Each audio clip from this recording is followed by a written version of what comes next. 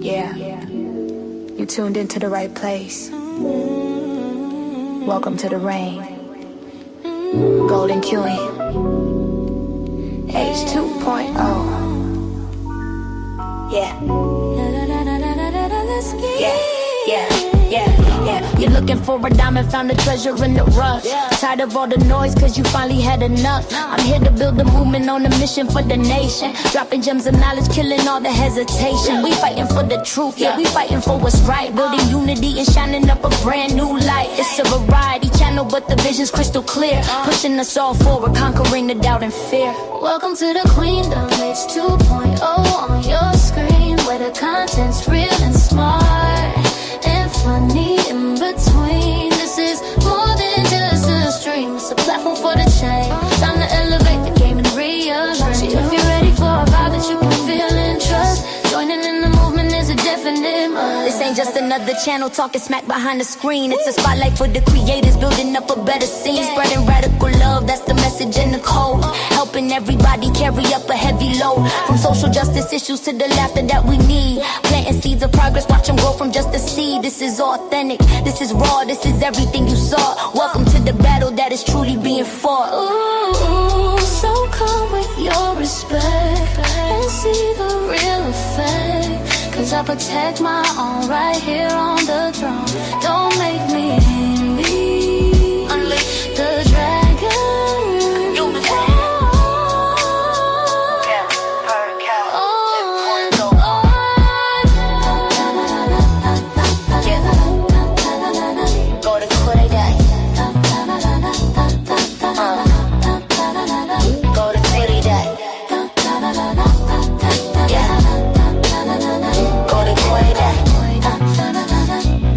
Subscribe, ring that notification bell. Yeah, you don't wanna miss a thing. Welcome to the family. Yeah.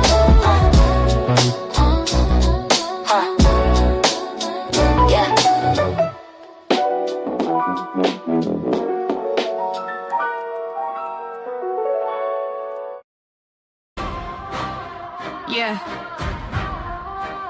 They try to bury the truth under paper stacks, but the ink still bleeds, and the receipts talk back.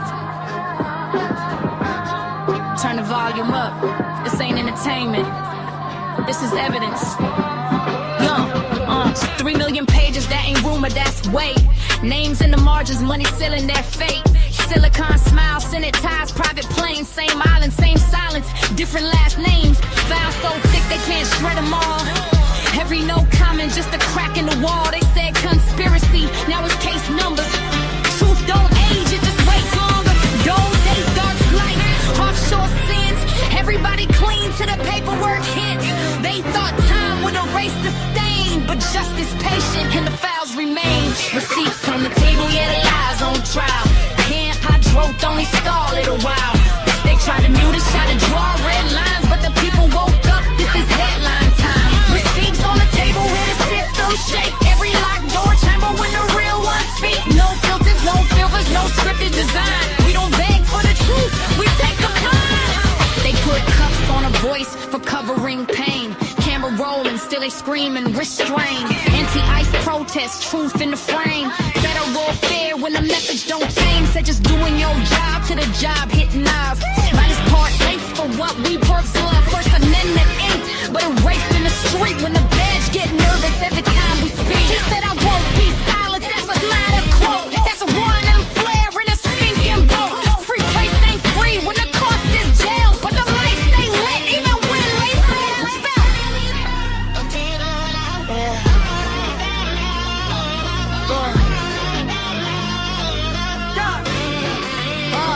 Receipts on the table, yeah, the lies on trial. Can't unwind truth, only stall it a while.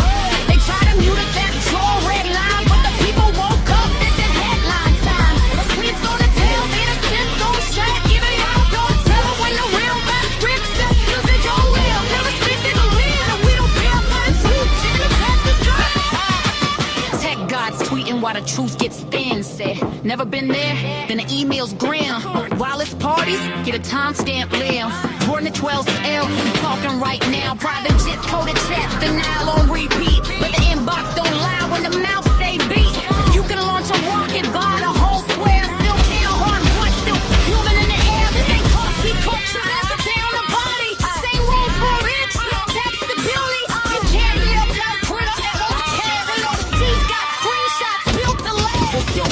melting like ice. Underweight when loyalty bends and ambition debates. Caught a miscalculation, now watch the divide. Movements eating 12 when truth don't abide. Bound night to the cover blow wide.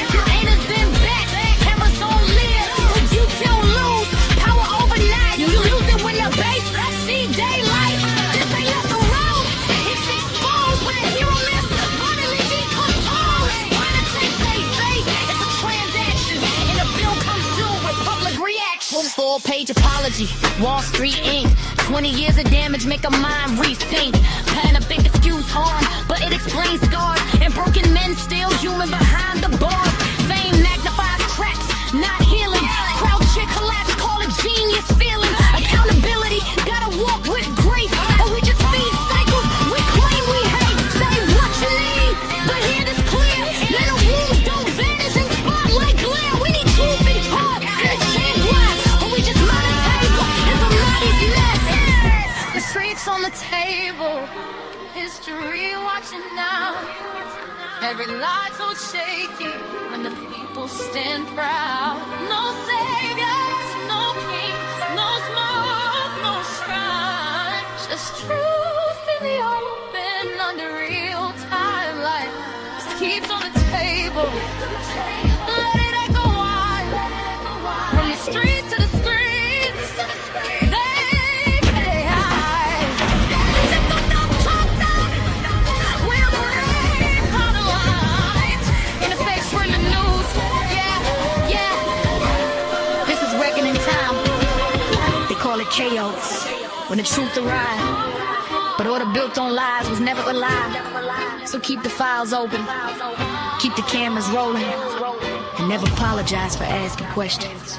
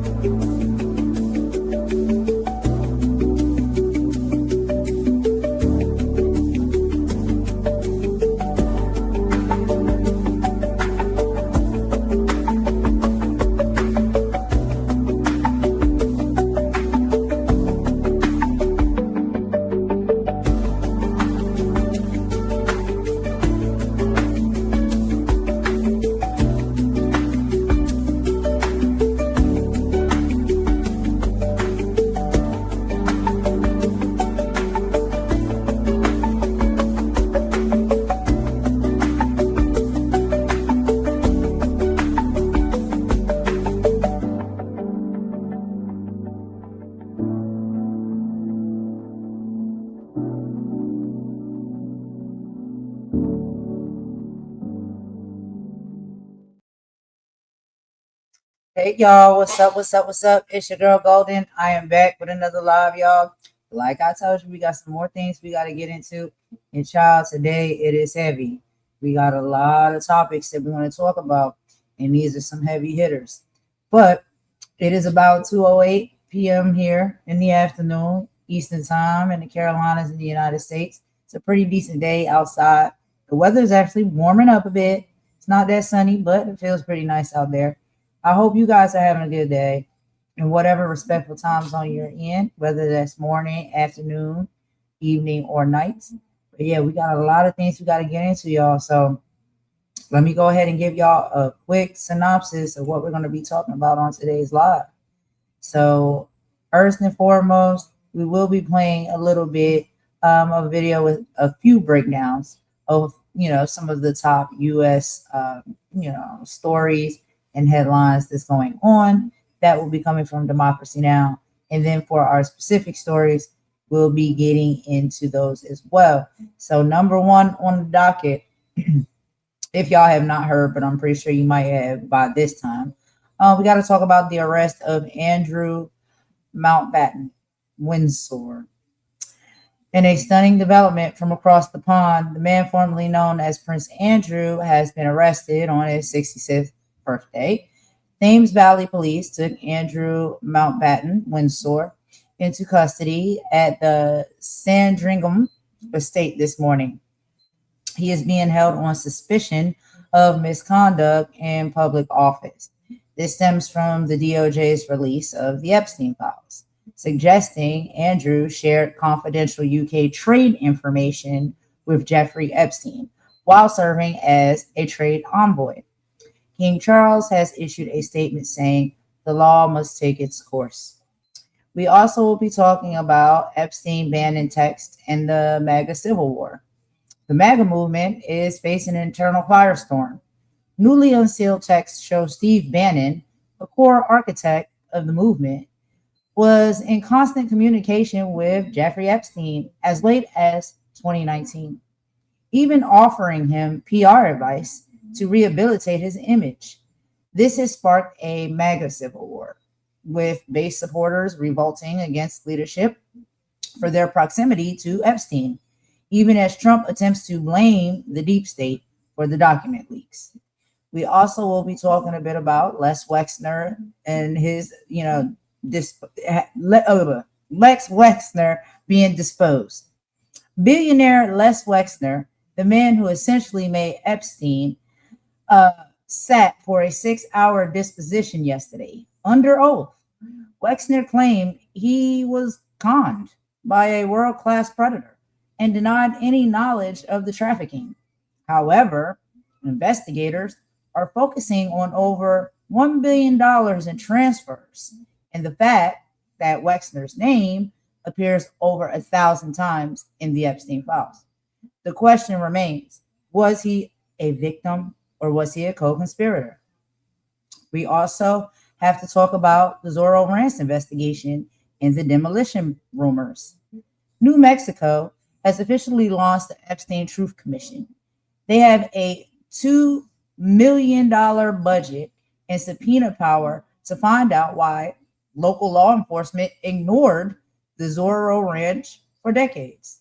While rumors of demolition swirl to clear the site for evidence, the commission is moving to ensure no more secrets are buried in that desert sand.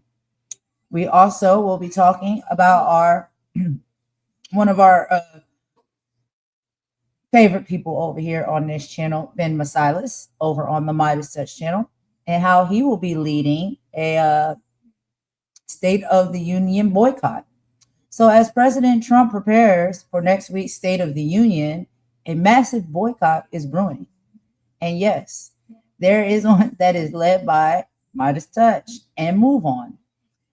At least 12 Democratic lawyers, including Senator Chris Murphy, have announced that they will skip the speech. They're hosting a People's State of the Union on the National Mall instead of calling the official event a political theater for felon president. So shout out to Ben Masilis and the MeidasTouch. That's how we do it. That is how we do it. But we'll be getting into all of that, and he'll be able to tell y'all a little bit of what's going on himself. I'm going to show y'all that in just a bit. We also got to talk about the Montana pastor message. Finally, a video is going viral of a lifelong Montana pastor who has reached his breaking point. In a blistering sermon, he called out the president directly, using words like lifelong gangster and sexual predator. It's a sign of the shifting tides in even the reddest parts of the country as these Epstein files continue to drop. So we'll be getting into all of this on this live today, y'all. Y'all rock with me for a bit. You know, we'll have the content to watch and we'll have some music to listen to. I hope y'all like that. But let's go ahead and get into this first video. And like I said, we'll be our first video that we'll be showing is just going to be a breakdown of a few of the top U.S. reports that are happening and, you know, going down right now in the news sector. And I'm going to bring this to y'all from Democracy Now! News channel, YouTube channel. If y'all have not checked out their channel, please do so. Go over there and check them out, subscribe, become a member, and watch some of the content. It is really great, and it's also very fair. So let's go ahead and get into this video, y'all. We can watch it together, and I will meet y'all in chat per usual. These are some of the top U.S. Headlines that's going on in the news right now, y'all. Y'all know it's a lot.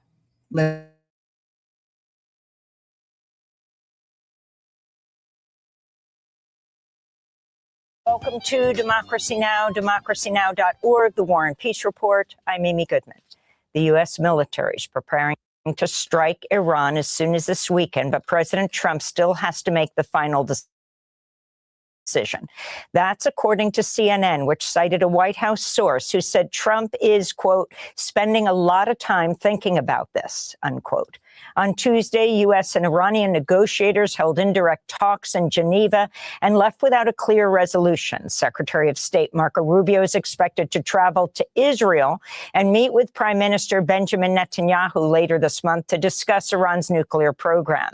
Meanwhile, the U.S. is sending a second aircraft carrier, the USS Gerald Ford, to the Middle East to join the USS Abraham Lincoln in the Persian Gulf. The USS Gerald Ford carrier strike group has been stationed in the Caribbean when the U.S. attacked Venezuela and abducted its president, Nicolas Maduro, and his wife. Iran has long maintained its nuclear program is solely for civilian purposes. This is Iranian President Masoud Pezeshkian. We have stated this many times. My own statements are not important. What matters from an ideological standpoint is the policy and the fatwa of the supreme leader. We are in no way seeking nuclear weapons. Whatever form of verification they want to carry out, we are ready for that verification to take place. In the United Kingdom, police have arrested Andrew Mountbatten-Windsor, the former prince and King Charles' brother, on suspicion of misconduct in public office. Authorities say they're investigating a complaint over allegations that the former prince shared confidential material with the late convicted sex offender Jeffrey Epstein. The former prince was the UK's trade envoy between 2001 and 2011. Back in November, King Charles stripped his brother of his title as Prince and Duke of York and evicted him from his royal residence over his relationship with Epstein. It comes as Sarah Ferguson, the ex-wife of Andrew Mountbatten-Windsor, shut down 6 companies after the Epstein files revealed Ferguson's close ties to the late convicted sex offender. The documents reveal Ferguson brought her daughters, Princess Beatrice and Princess Eugenie, to visit Epstein in Miami in 2009, just 5 days after he completed a prison sentence on sex crime charges involving a minor. While Ferguson publicly disowned Epstein in 2011, calling their relationship a gigantic error of judgment and stating she abhors pedophilia, emails reveal she privately apologized to Epstein for her public condemnations, calling him a steadfast, generous, and supreme friend, unquote. Here in the U.S., Les Wexner, the billionaire former CEO of Victoria's Secret, testified about his relationship to Epstein in a closed-door deposition before the House Oversight Committee at his home in Ohio. This is Democratic Congressmember Robert Garcia.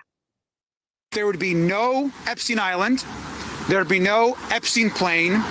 There would be no money to traffic women and girls. Mr. Epstein would not be the wealthy man he was without the support of Les Wexner.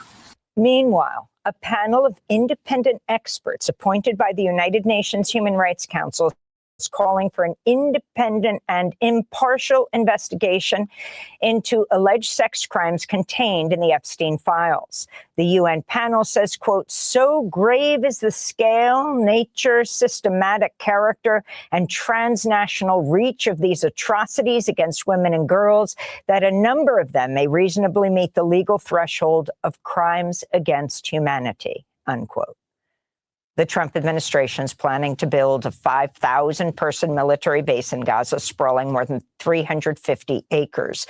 That's according to contracting records reviewed by The Guardian newspaper, which reports the site is meant to host a future international stabilization force, part of the so-called Board of Peace chaired by President Trump. Today, dozens of world leaders and high-ranking diplomats are gathering in Washington, D.C. as the Board of Peace holds its inaugural meeting. Ahead of the summit, European allies declined to join. Countries sending delegations are largely led by authoritarian governments. The list includes Argentina, Azerbaijan, Bahrain, Belarus, Egypt, Hungary, Indonesia, Morocco, Saudi Arabia, Turkey, and the United Arab Emirates. The Pope has refused to join the Board of Peace. This comes as Palestinians left homeless by Israel's bombardment say they have yet to receive any assistance rebuilding their shattered neighborhoods. As Palestinians living in displacement, we first hope for the reconstruction of Rafah city, and secondly, the infrastructure.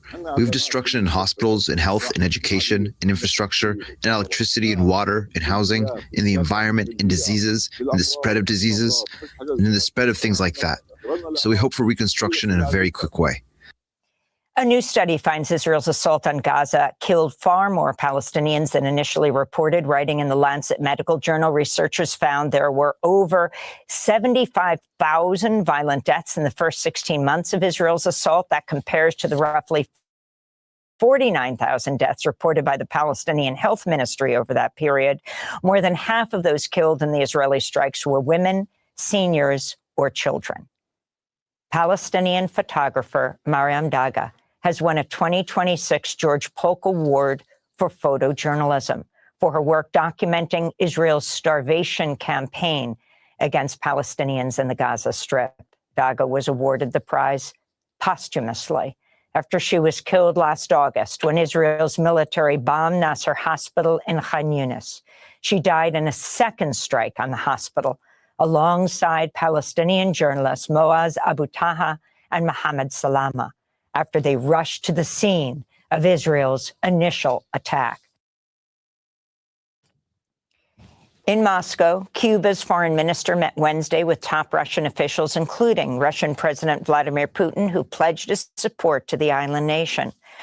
Russia's foreign minister, Sergei Lavrov, urged the U.S. to end its blockade and oil embargo, which has left Cuba facing blackouts and severe fuel shortages. This is Cuba's foreign minister, Bruno Rodriguez.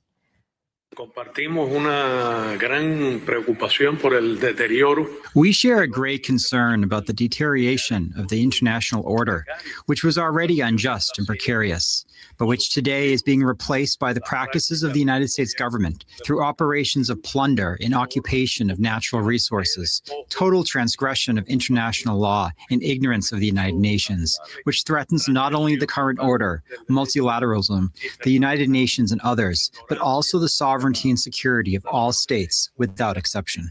The Department of Homeland Security is launching a nationwide campaign to investigate and prosecute naturalized citizens who registered to vote or voted illegally prior to becoming citizens. That's according to documents reviewed by MS Now. The initiative reportedly requires DHS investigators to submit reports to the White House detailing each case in which they declined to bring charges. Two current and former DHS officials told MS Now that the White House directive is quote, not normal. White House Deputy Chief of Staff Stephen Miller is reportedly the driving force behind the DHS investigation. The Trump administration is preparing to roll back limits on levels of toxic mercury pollution from coal-fired power plants. The New York Times reports top EPA officials will announce the rollback during a visit to Louisville, Kentucky on Friday. The World Health Organization considers mercury one of its top 10 chemicals of major public health concern, and even small amounts can cause serious health problems, especially in utero and in children. Meanwhile, a coalition of public health and environmental groups filed a lawsuit in federal court Wednesday seeking to block President Trump's rollback of the 2009 endangerment finding, which enabled the EPA to regulate greenhouse gases under the Clean Air Act.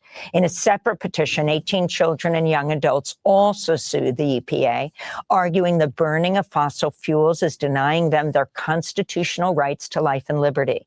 Lead petitioner Elena Venner wrote, quote, "My Catholic faith teaches me to care for all life and protect the most vulnerable, and it teaches that children are a gift.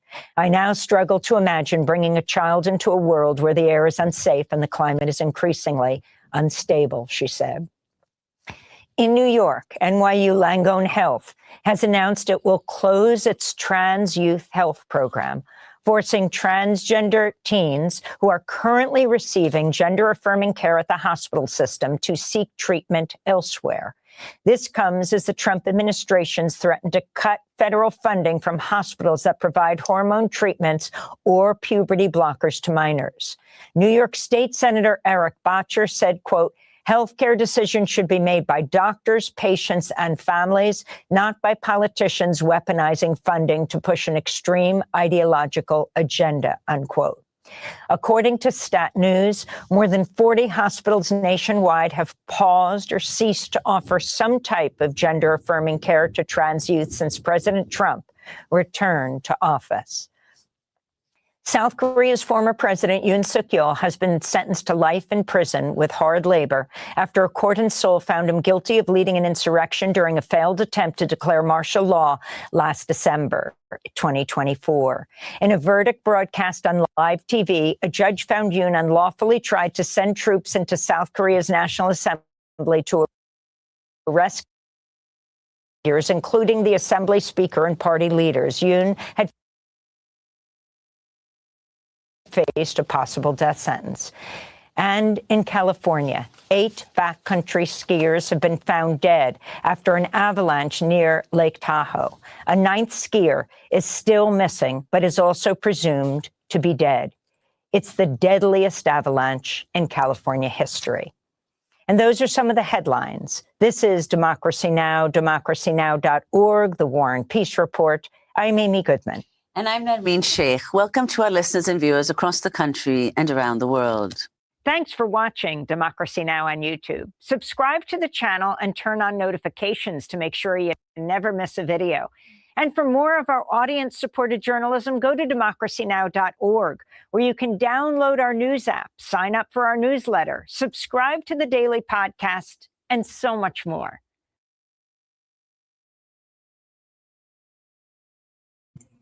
All right, y'all. So I just wanted to start off the video with just a couple of, brief breakdowns of some of the main and major headlines that is going on in the news right now, not just in the United States, but in other parts of the country as well.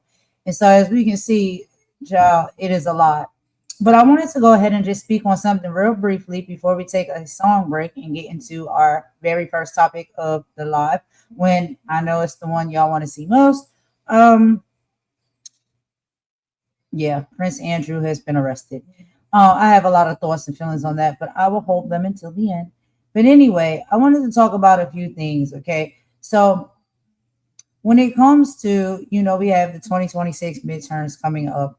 And we have a lot of talks around, when it's coming to immigrants and people who are voting illegally. This is something that we see our administration speak heavily on and have pushed to be the reason as to why they don't necessarily win these candidacies. But I wanted to just read through a little bit of notes that I took right here. So under the Illegal Immigration Reform and Immigrant Responsibility Act of 1996, it is, and most people understand, that it is a federal crime for non-citizens to vote in federal elections like the presidential or the congressional elections. Now, why is it a fact that this rarely happens? There are several layers of deterrence and verification that make illegal voting by immigrants highly unlikely. So, number one, severe legal penalties. A non-citizen caught voting faces fines up to a year in prison and most significantly deportation. It also permanently bars them from ever becoming a U.S. citizen. For the most, the reward of casting a single vote is not worth the risk of losing their opportunity in their life to live here in the United States. We also have to talk about registration barriers. To register, applicants must swear under penalty of perjury that they are citizens. State cross-checks these applications against Social Security and DMV databases. What the data shows is that multiple audits and investigations have found that non-citizen voting is virtually non-existent. A 2024 Georgia audit of 8.2 million voters found only 20 registered non-citizens. An Idaho investigation of 1 million voters found only 36 likely non-citizen, and only a fraction of those had ever actually voted. The Heritage Foundation, which is a conservative think tank, found only about 77 confirmed cases of non-citizen voting across the entire country between the years of 1999 and 2023. So let's talk about the important distinction: local versus federal. While it is strictly illegal for non-citizens to vote in federal or statewide elections, a small number of local jurisdictions, like some cities in Maryland, Vermont, and San Francisco, allow non-citizens to vote in local-only elections, such as for school boards or town councils. These areas use separate ballots to ensure these voters cannot participate in federal races. So all of that goes to say there are things that are in place, and these things are basically keeping everything running the way I guess they want it to run. Okay. So as far as saying this, all of these immigrants in this country, we're so scared that these immigrants are going to have a chance to vote, or they're going to try to vote illegally. And this is what is swaying and swooing the outcomes of the elections. It's crazy talk. But anyway, let's get into this next talking point that I wanted to talk about as well. So, building a safety net for future losses, okay?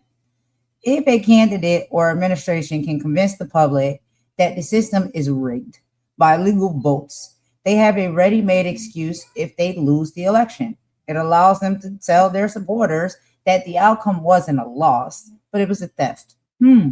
Sounds pretty familiar.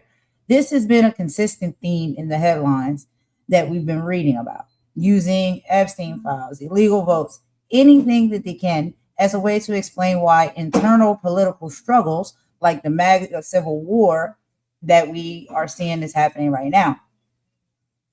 Justifying stricter voting laws. By claiming there is a crisis of illegal voting, it becomes much easier for these people to pass laws like the SAFE Act, which you'll likely see in the news, and we have.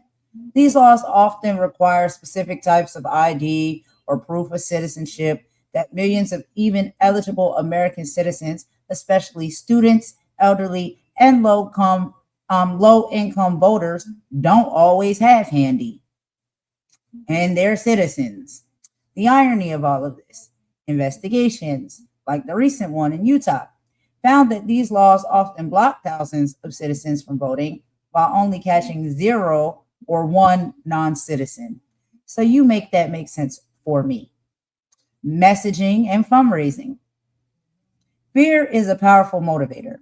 Headlines about millions of illegals voting are incredibly effective for fundraising and base mobilization.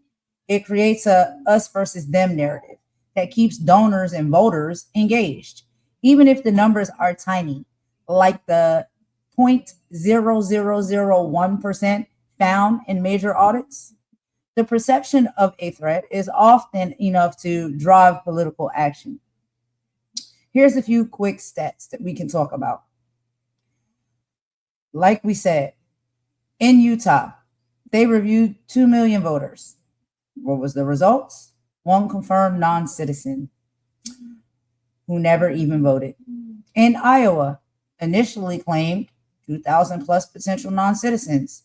After investigation, it dropped to 35 people who actually cast ballots out of millions. And in Michigan, they found 16 instances out of over 5 million votes, which is roughly 0.00028%. So when we hear a lot of these talks and, these fear mongerings that's going on, especially right now while the midterms is right around the corner, we got to look at the math, y'all. And we have to look at the facts and break down what is really happening opposed to what people just want to shout and scream is happening, and things that they want to put into effect, saying that it's for one purpose, but we actually know it's for another purpose. A lot of these things that they want to put into effect will stop actual American citizens and put them at a chokehold to be able to cast a vote.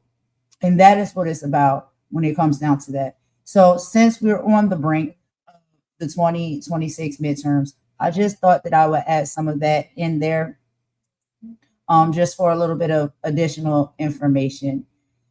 Exactly. It is a distraction. Release the files.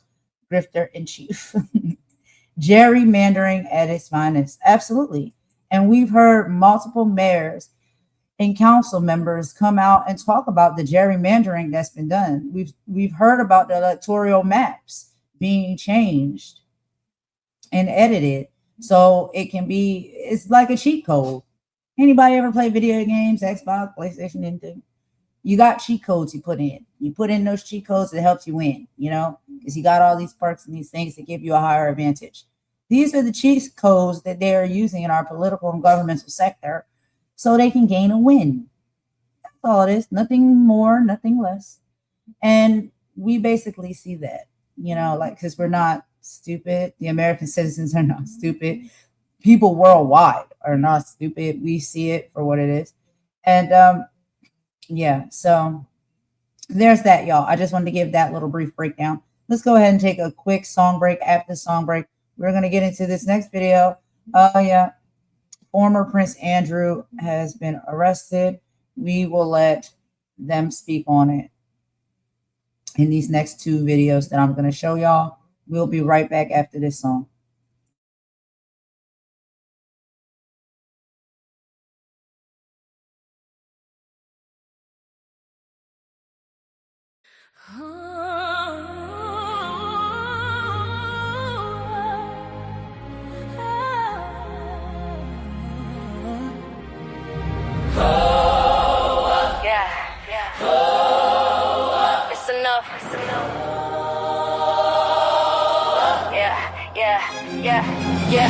Check the pulse of the nation, feel a tremor in the ground.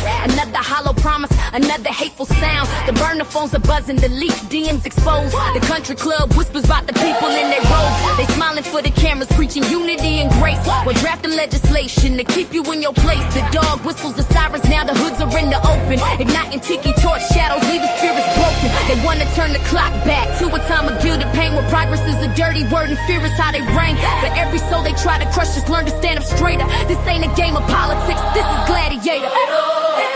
Enough is enough. The whispers turn into the heat. My fist is getting shut up. Enough is enough. Where the people at the table filling up our cup. This ain't about a party. The lines are clearly drawn. It's the light against the darkness that's coming for the dawn. Holy versus evil is the truth against the lie. We ain't backing down. With a fire in the sky. They coming for the libraries, wanna burn away the facts. Erase the bloody chapters so you can't see the tracks. They gerrymandering the district, drawing every map. Your vote is just an echo caught inside the power trap. They purging names from voter rolls and calling it secure, while scream about election fraud to keep their motives pure. They wanna legislate the scars upon a woman's soul, and own the very choices that were never theirs. Control from the classroom to the courthouse, a calculated scheme to suffocate the promise of the American dream. But they forgot the dream was dreamed by rebels and by slaves, and their spirit is the very ground that trembles in their grave. Enough is enough.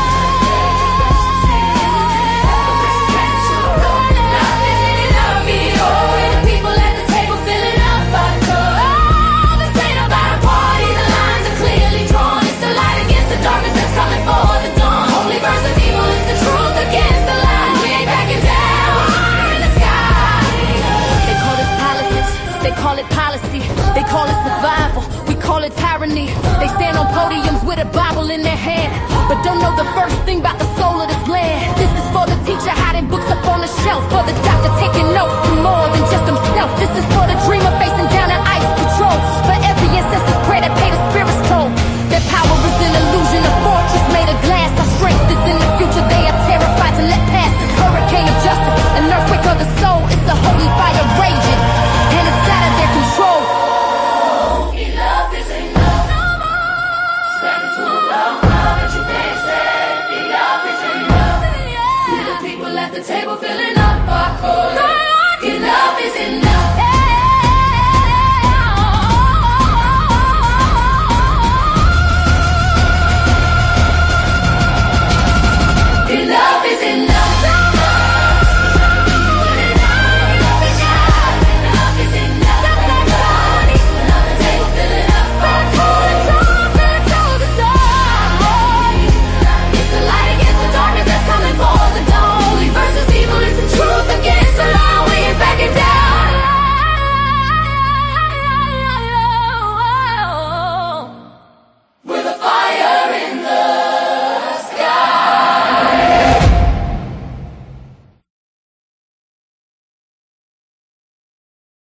Britain's former Prince Andrew has been arrested on suspicion of misconduct in public office.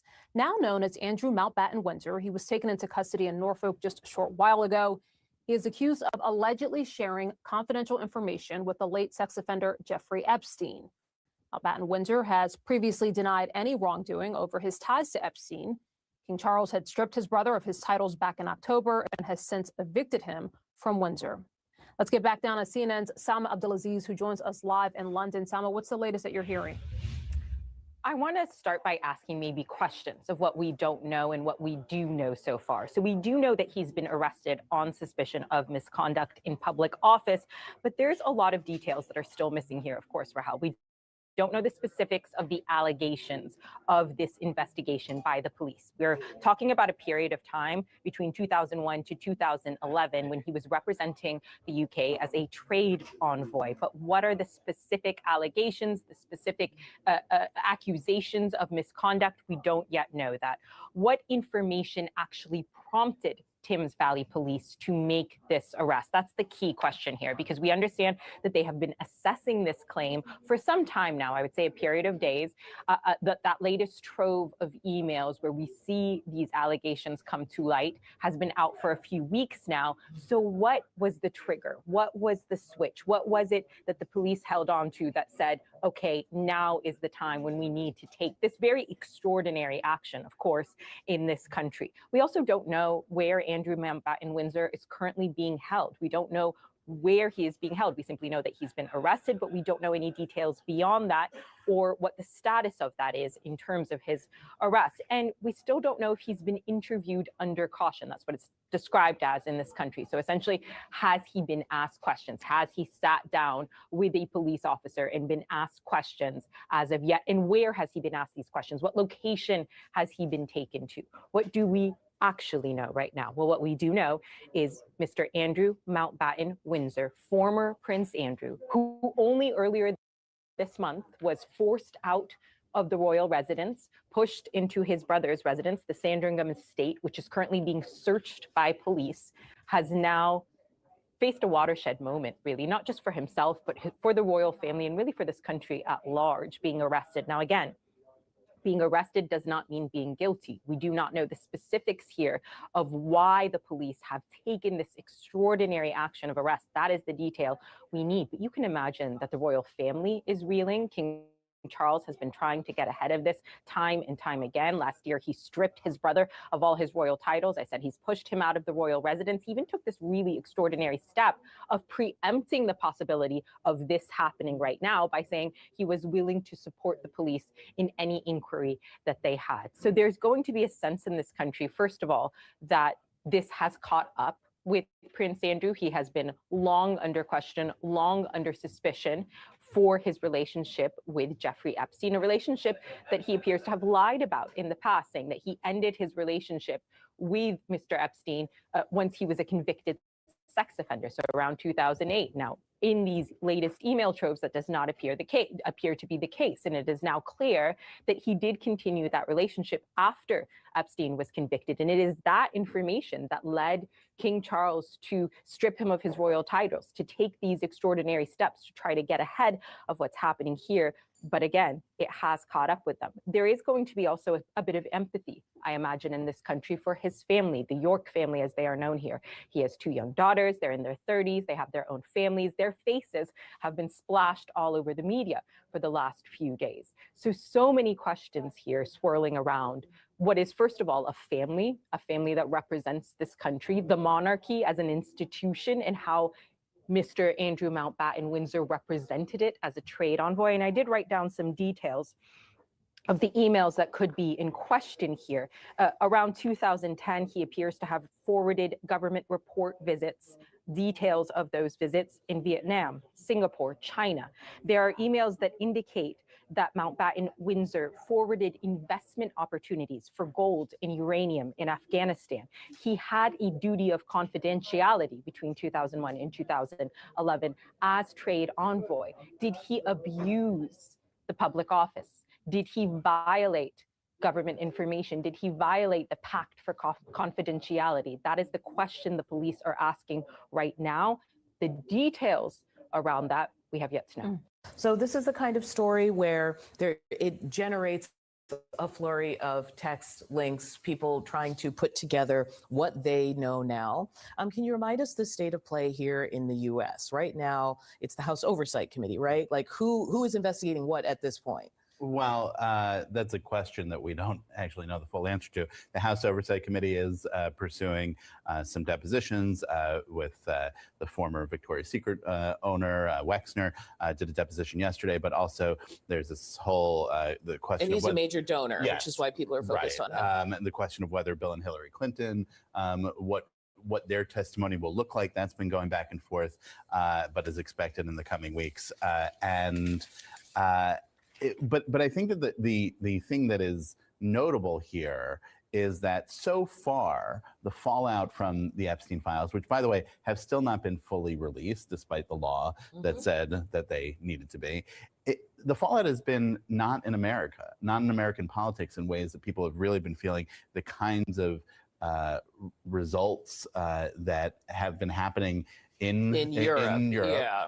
Or people even stepping away from business dealings in the United States. There are a lot of political figures who keep coming up in these documents. Yeah. Documents are not necessarily things that implicate guilty behavior, but we have from the Justice Department from the beginning this statement that there was nothing to follow up on in terms of criminal investigation. We just don't, that statement coming at the front of the release when we see that other things have been followed up on. I want to add one more thing to that, because Prince Andrew in the past has denied the allegations of sexual abuse from people like the late Virginia Giuffre. I just want to read something just because the paper happens to be in front of me. New York Times, they're talking about the Commerce Secretary Lutnick, and they mention that it says he's not the only prominent Trump administration official to appear. The records show that RFK Jr., obviously of DHS, once went hunting for dinosaur fossils with Mr. Epstein. An email file shows that Dr. Mehmet Oz, who's at CMMS, invited Mr. Epstein to a 2016 Valentine's Day party.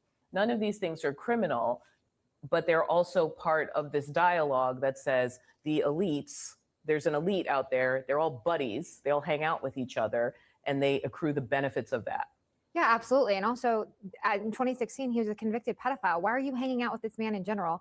And I just am hard pressed to find that people didn't know that of his behavior. And then they also lied about it, and they lied to the American people. Lutnick actually lied to people and said, I had nothing to do with it. And then he's like, oh, wait, I did have lunch on the island. It's like, who do you believe anymore at this point? And I think, to your point, the American people, I think, are so interested in this because of the power dynamic, because they see that they'll never be able to get ahead. They're not in these elite circles. They're not in this weird class of people that do things and aren't held accountable and get to play by different rules. But I also think another thing that sticks out to me when you read through the different revelations that have been coming out of these files is that I think a lot of Americans think like, oh, there's Republicans and there's Democrats, but actually among the elite, they're not really as different as you think. And these are files that include everyone from Naomi Campbell to Steve Bannon going and allegedly hanging out on this island. And so it's like, wait a minute, this elite is like, it's different than like right versus left. That's where it plugs into the bigger political thing going on here. There's this phrase, you guys have both used the word class, talk about it.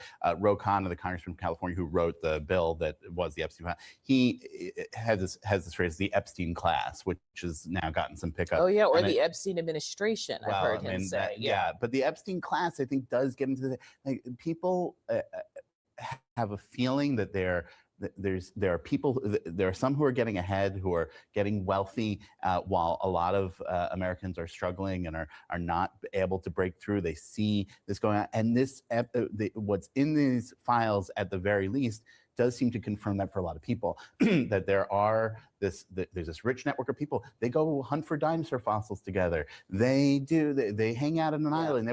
And then you add in all of the illicit behavior, all this. It's stuff that is remote from anything that most people are dealing with, and makes this the economic, the stratification going on in American society feel much more real. Yeah, it puts a literal face on it. All right, y'all. So that's the first report. What do y'all think about that? I have so many thoughts. I do. I can't speak about all of them. But hunting for dinosaur fossils, really? So we archaeologists now. We just out here searching for dinosaur bones. Anyway, let's keep moving forward. Let's hear some from Morning Joe. I love them over there as well. And they have some more reports to share with us when it comes to, you know, Prince Andrew. And they also will be having a, excuse me, they will be having a panel discussion about it. So let me go ahead and get that video up here, y'all, for us to watch. And we will be right back. I'll meet y'all in the comments per usual.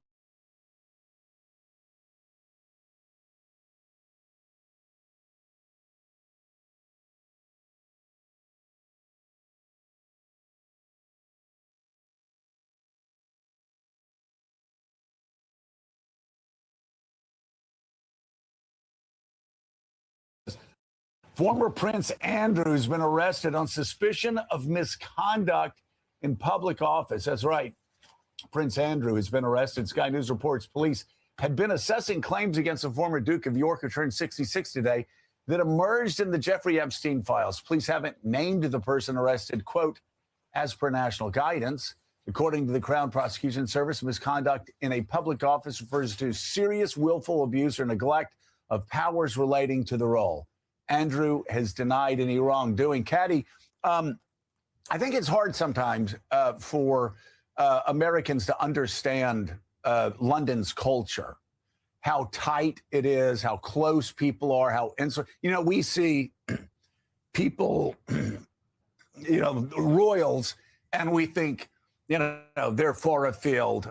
They're rarely seen by people. But this, for you actually grew up in and around, you know, places where Prince Andrew would go, where people that run London go. And I just, this has to be particularly shocking to you, just as somebody from London that grew up with the royals, around the royals. I'm just curious, your thoughts this morning on this extraordinary news breaking out of London. Look, this has never happened before. We have a prince, the son, favored son of Queen Elizabeth, much loved Queen Elizabeth, now sitting in a jail cell with, we're told, a bed and a toilet in the cell. He can be held there for, I think the statutory maximum is 96 hours. People say it's likely to be 12 to 24 hours. And I was just checking, but there has been no member of the British royal family who has ever been arrested. His sister Anne was given a criminal charge for having a dangerous dog back in 2002. That is the closest this comes. A couple of other minor royals have had drunk driving charges leveled against them, but no one in the royal family has ever been in this position. So whether you know the royals or you don't know the royals, this is incredibly shocking and yet almost inevitable. The net was tightening around Andrew. He was no longer a prince. The king, his brother, had said the criminal investigation has to run its course. We will, of course, cooperate, was the language that he used. So now the question is, what happens to Andrew? What's the knock-on effect to the royal family? And I think perhaps most importantly, what does this mean for victims of Jeffrey Epstein, who are seeing that in the United States, there is little accountability outside the private sector, but in Britain, you've had now 3 members of the UK government and a prince facing very serious consequences because of their relationship with Epstein. And this makes that contrast in accountability as stark as it's ever been when you have the brother of the King of England now sitting in jail. Let's go straight to London. Bring in MS Now international reporter Inez de la Cuetara. Inez, what more are we learning this morning?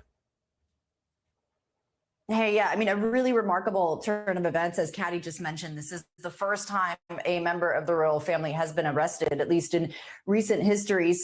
So the former Prince Andrew arrested on suspicion of misconduct in public office. British police were seen arriving at his residence in Sandringham earlier today. That's according to local media reports. We know, of course, Andrew has always denied any wrongdoing, but this comes after Thames Valley Police had said it was investigating claims that he may have leaked confidential information to Epstein while he was trade envoy for the UK. We did get a statement from police, so they're not naming him. That's typical for British police, but they say they did arrest a man in his 60s from Norfolk. We know that Andrew is 66. It's actually his birthday today. They say on suspicion of misconduct in public office, and they are carrying out searches at other places, other addresses in Berkshire and Norfolk. They say the man remains in police custody at this time. We also got a statement from the Assistant Chief Constable Oliver Wright. He says that following a thorough assessment, we have now opened an investigation into this allegation of misconduct in public office. It is important that we protect the integrity and objectivity of our investigation as we work with our partners to investigate this alleged offense. Now, we know that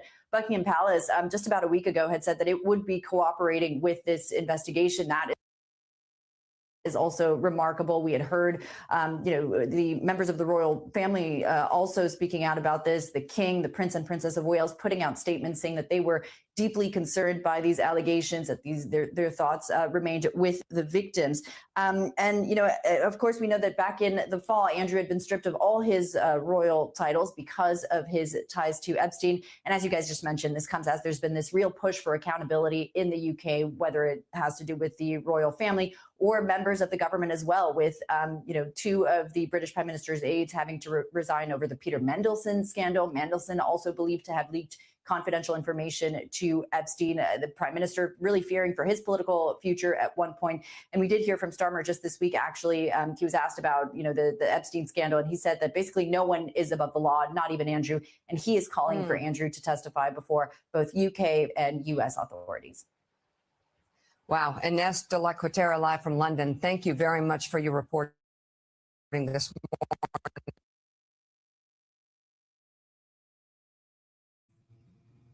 All right, y'all. So that was from Morning Joe. And that was their reporting of exactly what was going down with Prince Andrew. But I do have a couple notes that I want to read through here. Because it's something that I actually had to learn myself a little bit more about. And so I think it's pretty interesting to share that information here.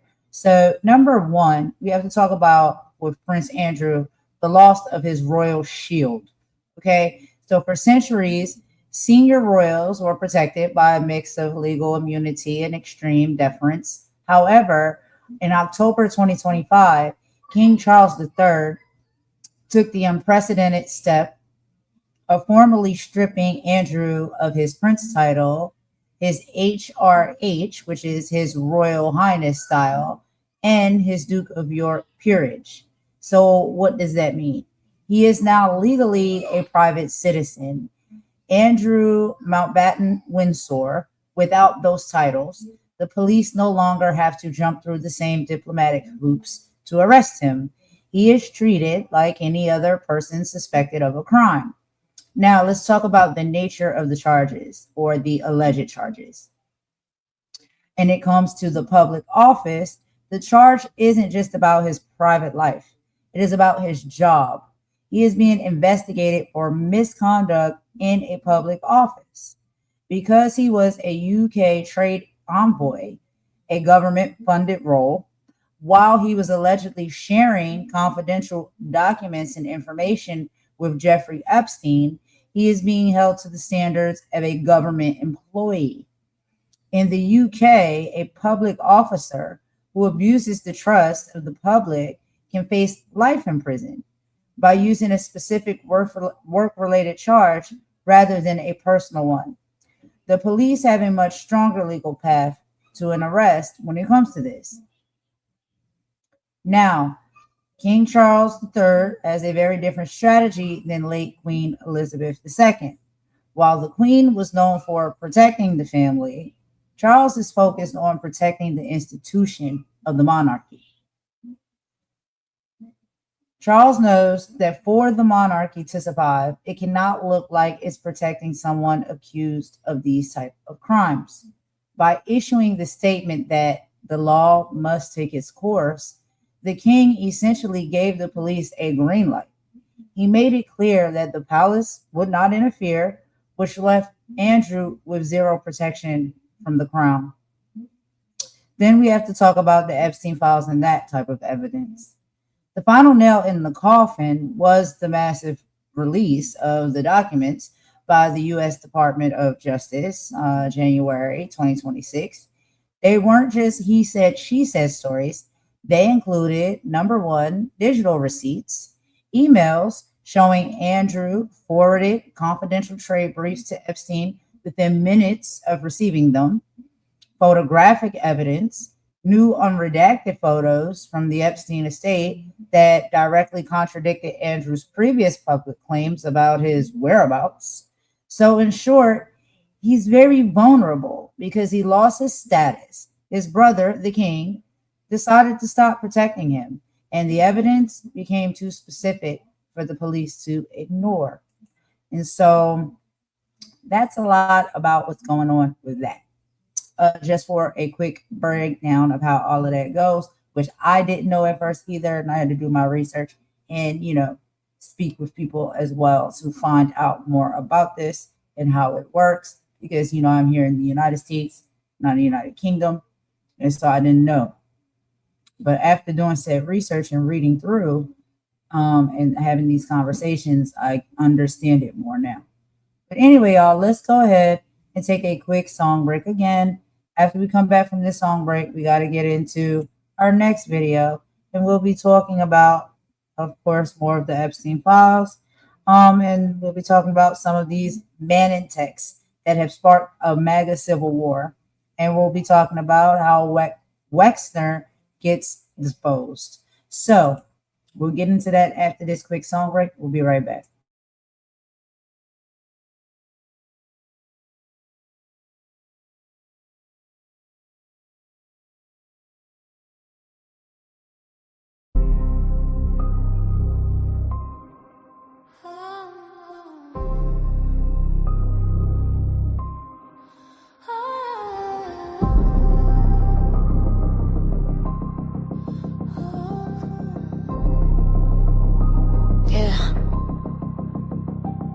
They think the curtains stay closed forever, but the light's leaking in. Stay prayed up, eyes open. The giant's falling, can you hear the sound? 84 years of a legend laid in the ground. Jesse told us keep hope alive in the rain. Now we're the ones carrying the weight of the chain, while the news cycle spins like a hurricane wind, and the dark secrets show where the sinners have been. 3 million pages, the ink is all red. They're fighting over files and the things that were said. From the islands to the boardrooms, the CIA ties. We're sick of the cover-ups and professional lies. They're snapping in the late night, melting on the screen. From the Trump tirades to the rage of green. They're scared of the truth, they're scared of the leak, but the power belongs to the brave and the meek. I can see the end coming. It's right at the gate. No more room for the secrets, no more room for the hate. We stay hopeful, we stay prayed up, we stand in the light. We don't have to yell to the waitlist. Yeah, the end is coming, clean the slate. We're reclaiming the soul of a broken state. They're talking about Mexico in letters to TMZ, while the family is clear but the world isn't free. Nancy's still missing and the plot gets deep, while the shepherds are wolves and the people are sheep. Christy knew him on the screen with the slip of the tongue, exposing the plan while the ladder is clung. And the DOJ files, yeah, we see the names. They're using our lives like a deck in their games. From Charlie to Arabic, the tragedy's real, but they rather us argue than actually heal. Get in the sky too. Don't let them divide. There's nowhere for the shadows to actually hide. Hands together in the dark, feet firm on the floor. We aren't just knocking, we're breaking the door. We are the ones we've been waiting for. I can see the end coming. It's right at the gate. No more room for the secrets, no more room for the hate. We stay hopeful, we stay prayed up, we stand in the light. We don't have to yell to win.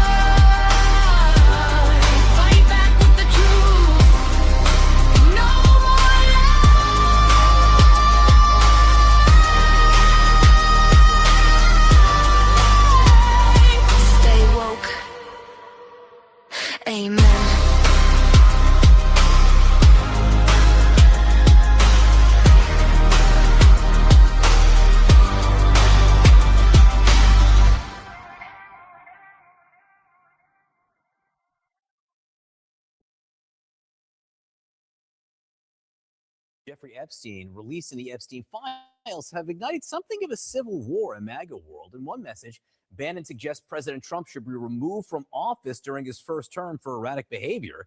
The Department of Justice also released a 2-hour video of Bannon interviewing Epstein for a potential documentary. This is Bannon asking about Epstein's time spent in prison in 2008. You're telling me that during that day, you never had a moment. You sat there and go, what the have I done with my life? I'm in a 6x9 jail cell. You're suggesting I was somewhat depressed, and how could this happen to me? I'm not saying depressed. I'm saying a moment of awareness of how could I get myself into this situation. No, I would just say how strange that this happens.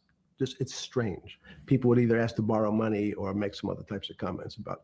In the beginning. What were the comments? At the beginning, what were the comments? It serves you rich guys right that you're here next to me. There was nothing about your crimes. No. So all this rumor you hear all the time about people in prison that commit the type of crimes you commit, that's, you're saying in your personal thing is not true. No. It was all because you were rich. Yes. And Bannon did not return messages from CNN, but said in a statement to the New York Times that his communication with Epstein was all done to, quote, secure 50 hours of interviews from a reclusive subject.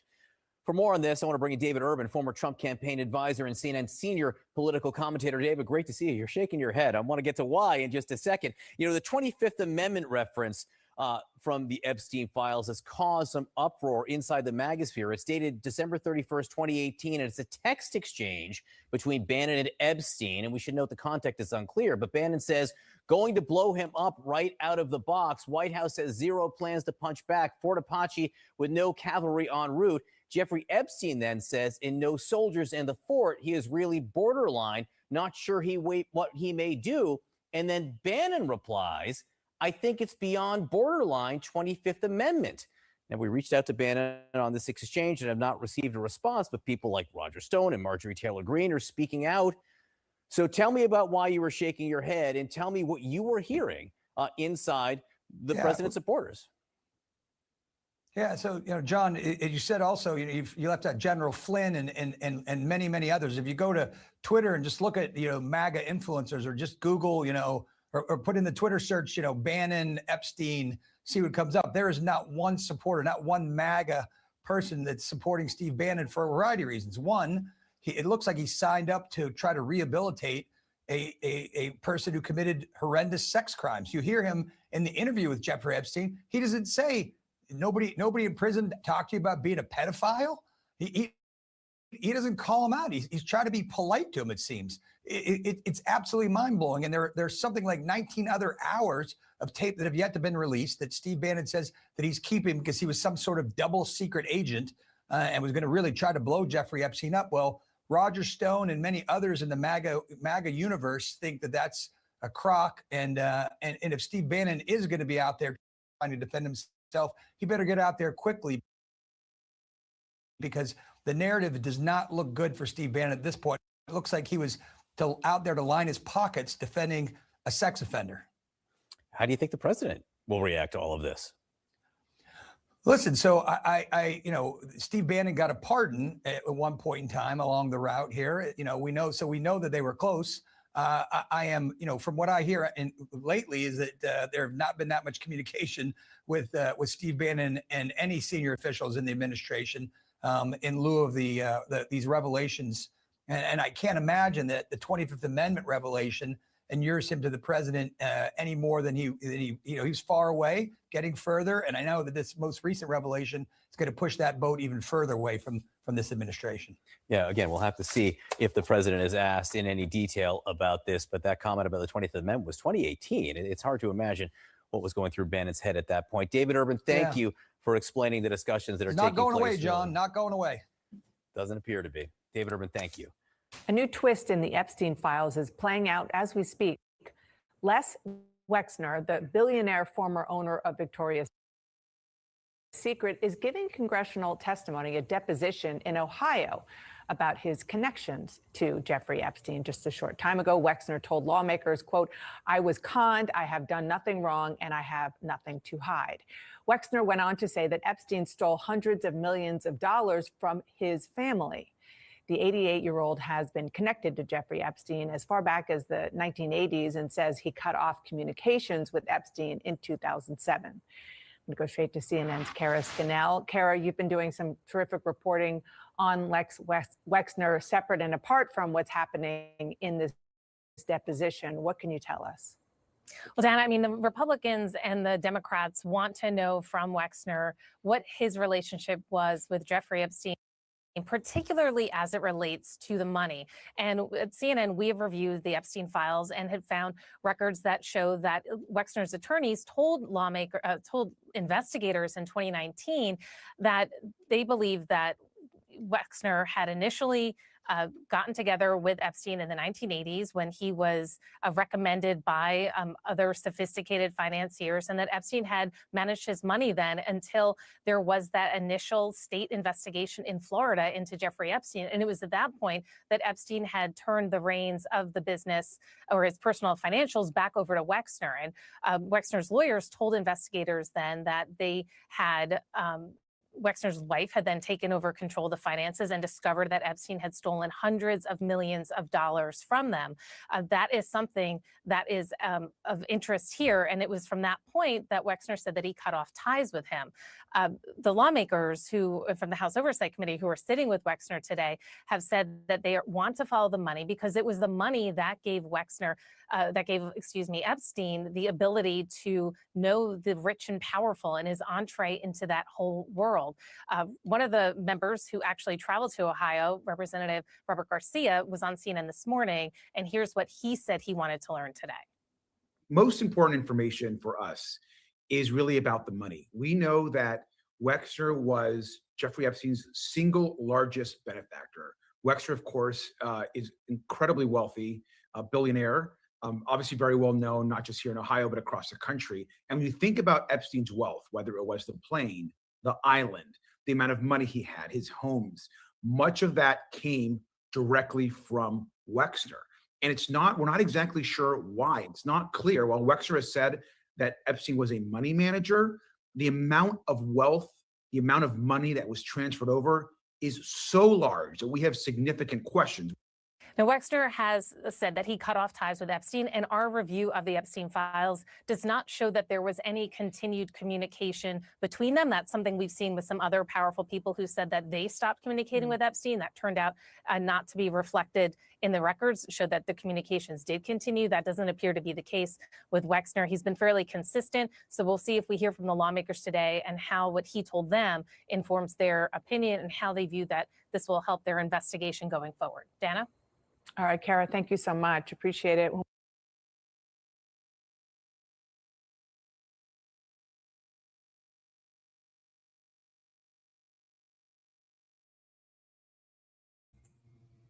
Well, it is all coming out.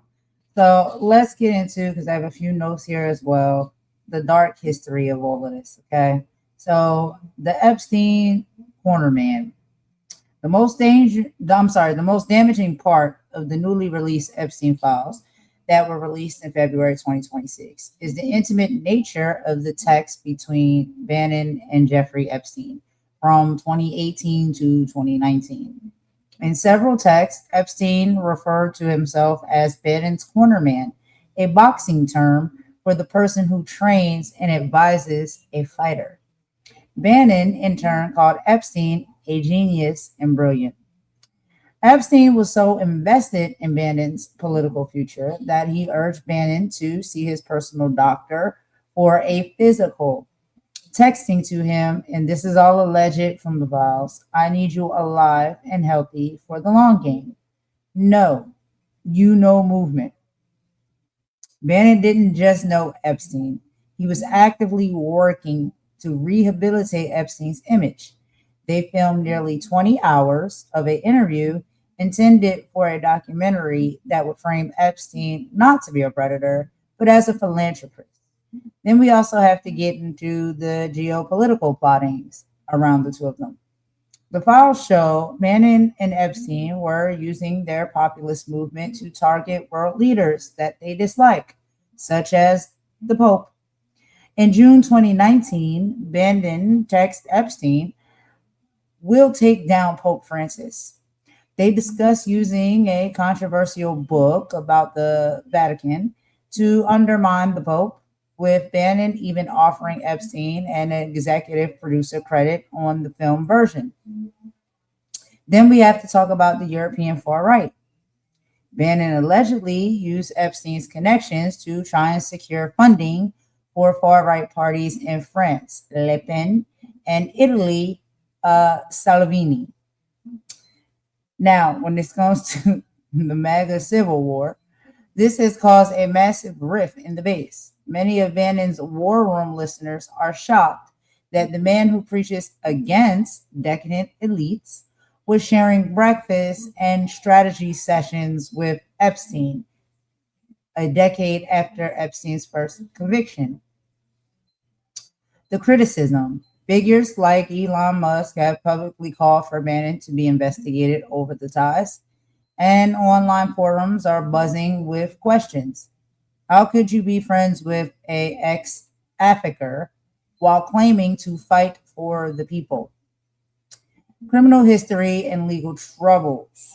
To round out this dark history, you should remind yourselves that these are the recent legal records.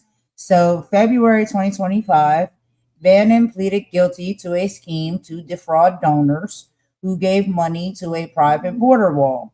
He avoided jail time but received a 3-year conditional discharge.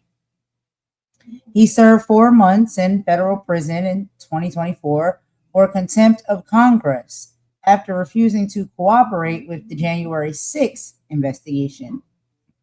While the DOJ recently moved to dismiss his older contempt case, the Epstein texts are creating a new wave of legal and political pressure that he hasn't faced before in his life. So we have all of that, y'all. Okay, there's a lot going on.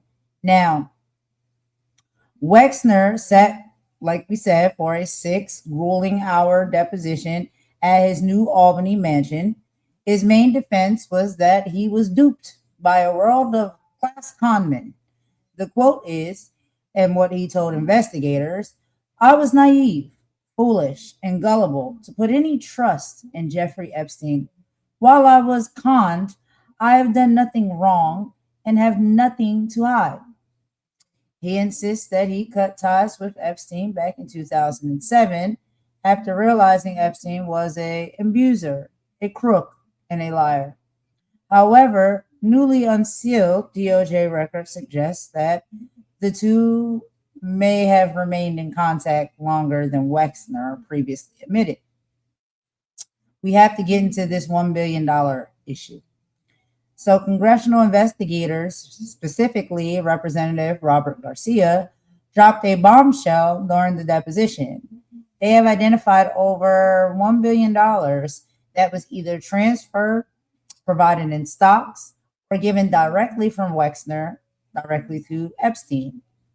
Wexner claims to be unaware of how much of this money was sent. Wow. How does a billionaire not notice when $1 billion is missing? That's the question y'all ask yourselves. But then again, just days ago, February 10, 2026, Representative Ro Khanna revealed that the FBI had actually labeled Wexner as a unindicted co-conspirator in documents drafted shortly after Epstein's 2019 unaliving. While he hasn't been charged with a crime, this label is a massive blow to his reputation and explains why the House Oversight Committee is finally turning up the heat. Now we got to get into the gang stuff, y'all. One of the most bizarre and dark details from the recent file dump is a draft letter written by Epstein to Wexner. In the note, Epstein claimed the two of them had been involved in gang stuff for over 15 years and were mutually indebted to each other. Wexner's rebuttal. His team calls this the delusional rambling of a man, Epstein, who was furious that Wexner had cut him off. Now the local pressure is growing. The Wexner name removal. This isn't just a legal battle. It's also starting to be a cultural one. Survivors of the Ohio State abuse scandal, the Dr. Richard Strauss case, are now using Wexner's Epstein ties to demand his name to be stripped from the Wexner Medical Center and the campus football complex. So, child, all of this is getting really, really deep.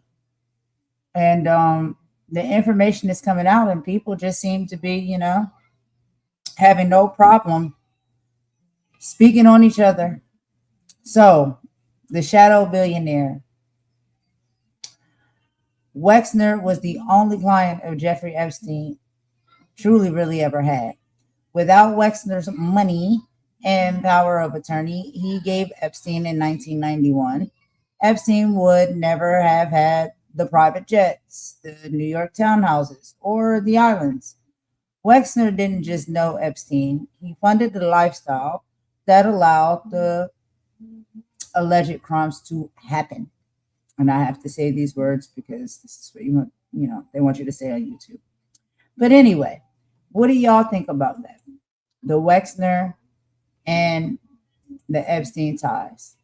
Who wakes up and thinks, let me rehabilitate a coma if you don't work for the justice system? Or let me rebrand the coma. These people are sick. Absolutely, Mike. I agree with you 100%. These people are really sick. I don't understand it. I don't know where this mindset of thinking comes from. I can't explain it. It's sickness. If we never seen sickness before. Oh gosh. And each and every day it's just like it is something new and something else coming out. I'm trying to keep up. I really am. But this is all over the place for these people. And there's so many of them. So many of them. But this is the year of exposure. Everything that's done in the dark is going to come to the light. I've been seeing that, and I believe that to be true. So let's go ahead and get into this next video, y'all. We got to move along a bit. I don't want to hold y'all too long today. So now we're going to go over here, and we're going to talk about another disgusting topic, still involved with the Epstein discussed. Epstein Ranch demolished after investigation starts. And we'll be listening to none other than Ben Masilis over on the MeidasTouch. And he'll be breaking down everything about what's going on with that. So apparently, per usual, y'all, they're trying to clean up things very quickly to hide certain, I guess, possible pieces of evidence that could be found, allegedly. Anyway, let's get into it. Let's listen to what Ben has to say, a lawyer, and we'll be right back. I'll meet y'all in the chat per usual.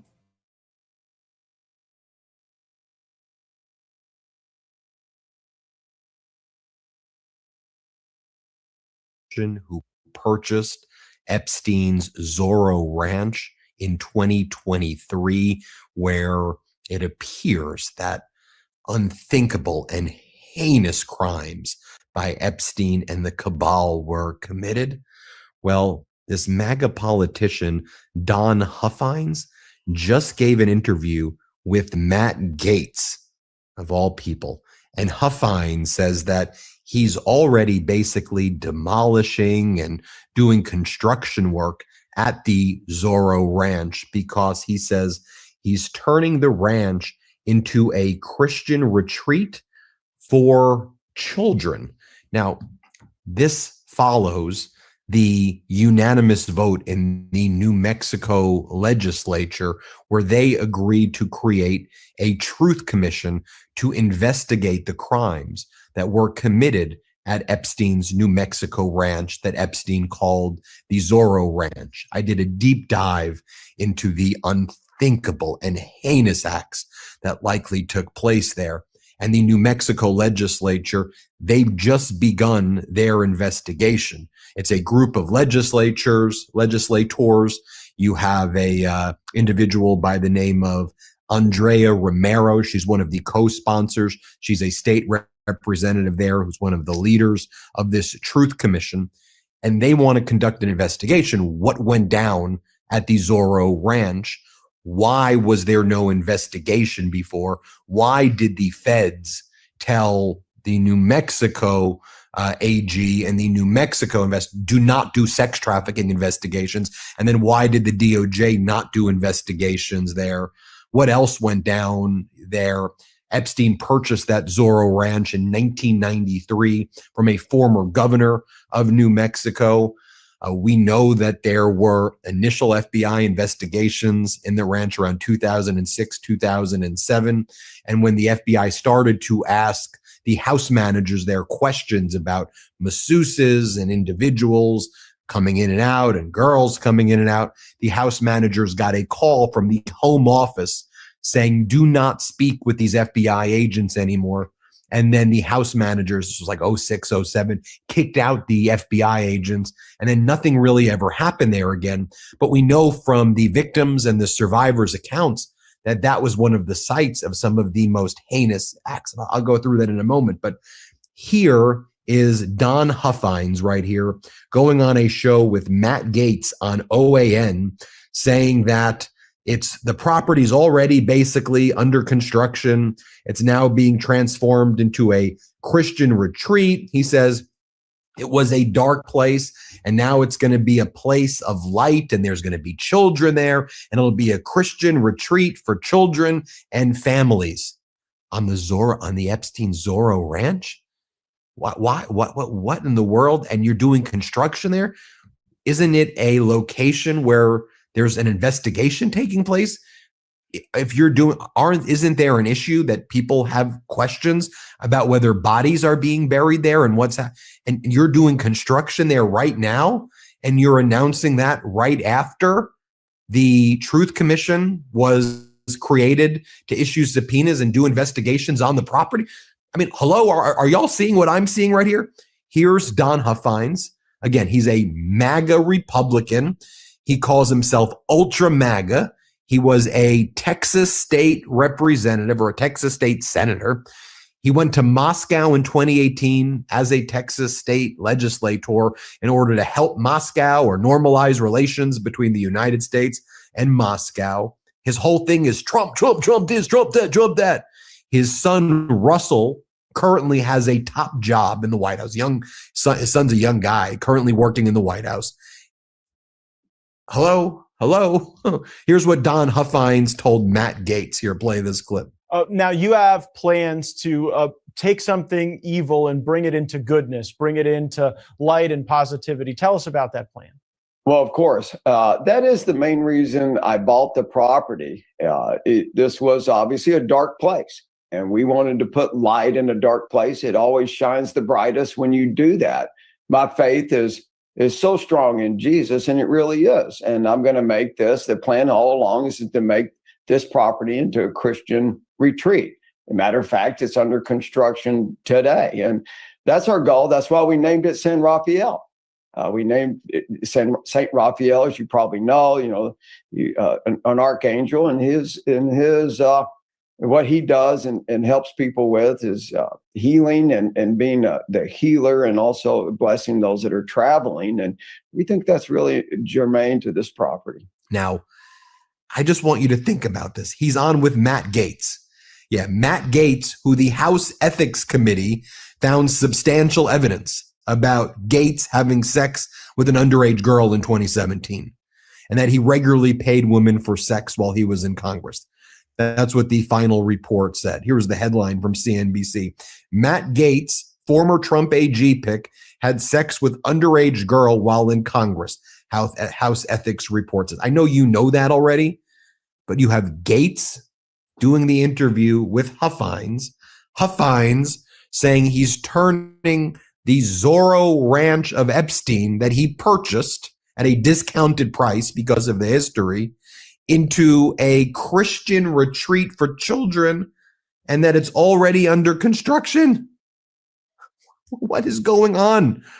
Here is New Mexico State Representative Andrea Romero, who was the co-sponsor, talking about what the Truth Commission was going to do, what she was learning more, and what people are learning more about what went down at the Zorro Ranch. Here's what she said, and I think this was before we learned about the construction, right around the same. Construction for a Christian retreat is all of a sudden taking place at the Zorro Ranch, which they now call, I think, San Rafael. Here, play this clip. Thank you for talking to us, Andrea Romero. I wonder, first of all, if you could tell our audience what is alleged to have happened at this ranch. We know there are allegations that the Zorro Ranch hosted numerous occasions of not only child sex abuse, human trafficking, but other heinous potential crimes at the ranch. We don't know the extent to which these crimes may have occurred or how often. We know that Jeffrey Epstein was operating in our state for 26 years. And so the allegations at this ranch are horrifying for what we already know. And it seems every single day we get a new piece of information that is such a cause for alarm. Right. Okay. So, I mean, your Truth Commission, which is now being set up, is going, as I understand it, is going to investigate claims that Epstein trafficked, abused, killed, and buried victims on this property. Is that correct? That's correct. Again, even in the last few weeks, with the new information that we've received from the Department of Justice publicly, we are learning that there may have been reports to the FBI back in 2019 or prior to of bodies being buried, of folks being trafficked. It's absolutely horrifying to learn about these allegations. So we're really grateful to have a Truth Commission since the statutes of limitations have run on so many of the sex crimes that we know about or have been alleged. We're going to be doing a thorough investigation on everything that we can uncover about what happened at the ranch. Flat out, getting older sucks, but it doesn't have to. Bubs Naturals Collagen Peptides is going to be the key to your health goals in 2026 and will help you turn back the clock. You might not know this, but the things that happen to our bodies as we get older, stiff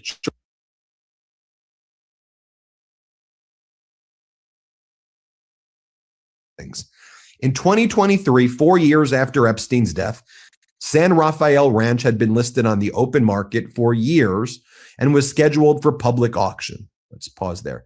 Didn't you name it San Rafael Ranch? It was Zorro Ranch, right? It was Epstein's 10,000 acre ranch, 27,000 square feet complex where heinous and unthinkable torture happened. At the time of the sale, it was marketed that proceeds would go to the victims. It has since been confirmed by the state's attorney that the proceeds from the sale benefited the victims. Or did it go to creditors? But you're invoking the victims? Just stop. I hate when they keep invoking the victims. If you were proud of this purchase, why'd you buy it under an LLC? Why wouldn't you just buy it under Don Huffines and brag about it and put out releases and say that you did it? Why was it done in a way that was kind of very quietly done before? And until you wanted to challenge the property taxes, it really wasn't known who the purchaser was, in my opinion. What the enemy once meant for evil, God can redeem for good. That's why we renamed the property San Rafael, after the saint associated with physical and spiritual healing, and began plans immediately to remake it as a Christian retreat, reclaiming it for Jesus. Even the new entrance will reflect the mission and will read, "Blessed are those who come in the name of the Lord." By 2024, my family's ownership was public and had been posted on social media. Why not in 2023? We have always maintained an open line of communication with local authorities. No law enforcement agency has ever approached me to request access, and I have always said unequivocally that any such request would be met with immediate access and full cooperation. That is what desperate political opponents do: last-minute lies and dirty tricks. I don't think this is a political thing. I don't think this is a political thing at all. And if you're so willing to cooperate, Why are you now doing construction on it? Why are you doing demolition on it? Why are you there doing all? You knew about the investigation, so why are you doing this? I mean, in my opinion, that raises red flags, although you're free to disagree with me. Here's Don Huffines with Bannon. Here's Don Huffines at Mar-a-Lago with his wife. Here's the Huffines family with Carrie Lake, so you can see it all for yourself. Just to remind you, this was the ranch where Epstein hoped to seed all of the human race with his DNA. It's one of the things that it was, one of the ways it was described. We have an email dated December 20th, 2019, confirming that prosecutors likely never searched Epstein's ranch in New Mexico. We know that abuse happened at this ranch. Torture, potentially murder, happened at this ranch with Epstein. Perhaps there are allegations that there are bodies buried there. Those need to be investigated. So why is there construction on this site right now to build a Christian retreat? I'm just asking questions. The evidence was never collected by federal prosecutors. Here's what the feds were emailing to each other. Jeffrey Epstein estate meeting, December 20th, 2019. Talking about separately, I've conveyed your request for a meeting to discuss the possibility of resolving the government's forfeiture claims. We also review the status of the search warrant return with respect to the island property, and we have not searched the New Mexico property, and I hope this is useful in the interim. Why didn't you search the New Mexico property? There is an email over here from the feds to each other. Thank you for your response and the additional information about the New Mexico AG's office. We look forward to speaking with you on Thursday. What number should we call? These are the feds talking to each other, September 9th, 2019, during Trump's first administration. As a preview in response, we spoke with the New Mexico AG's office back in July 2019. In essence, they agreed to cease any investigation into sex trafficking and share whatever they had gathered to date regarding sex trafficking activity with our office. We agreed that they were free to proceed with whatever other investigations unrelated to sex trafficking they may have concerning Epstein, and told them that at the conclusion of our case, we would pass along any information we may have gathered about state crimes that were committed in their jurisdiction. We have not communicated with anyone from the New Mexico AG's office since that conversation in July 2019. What? Why didn't you? Why didn't you do the sex trafficking investigation? Why didn't you issue subpoenas? Why didn't you get the surveillance cameras? Why didn't you execute a search warrant and confiscate the stuff there and the files and things that were there? Why didn't you do anything? There was more horrible things going on at the ranch than even the island, than even New York, than even West Palm Beach. I know that's hard to believe. Take a look right here as well. This was an email from 2009 that was sent to the FBI.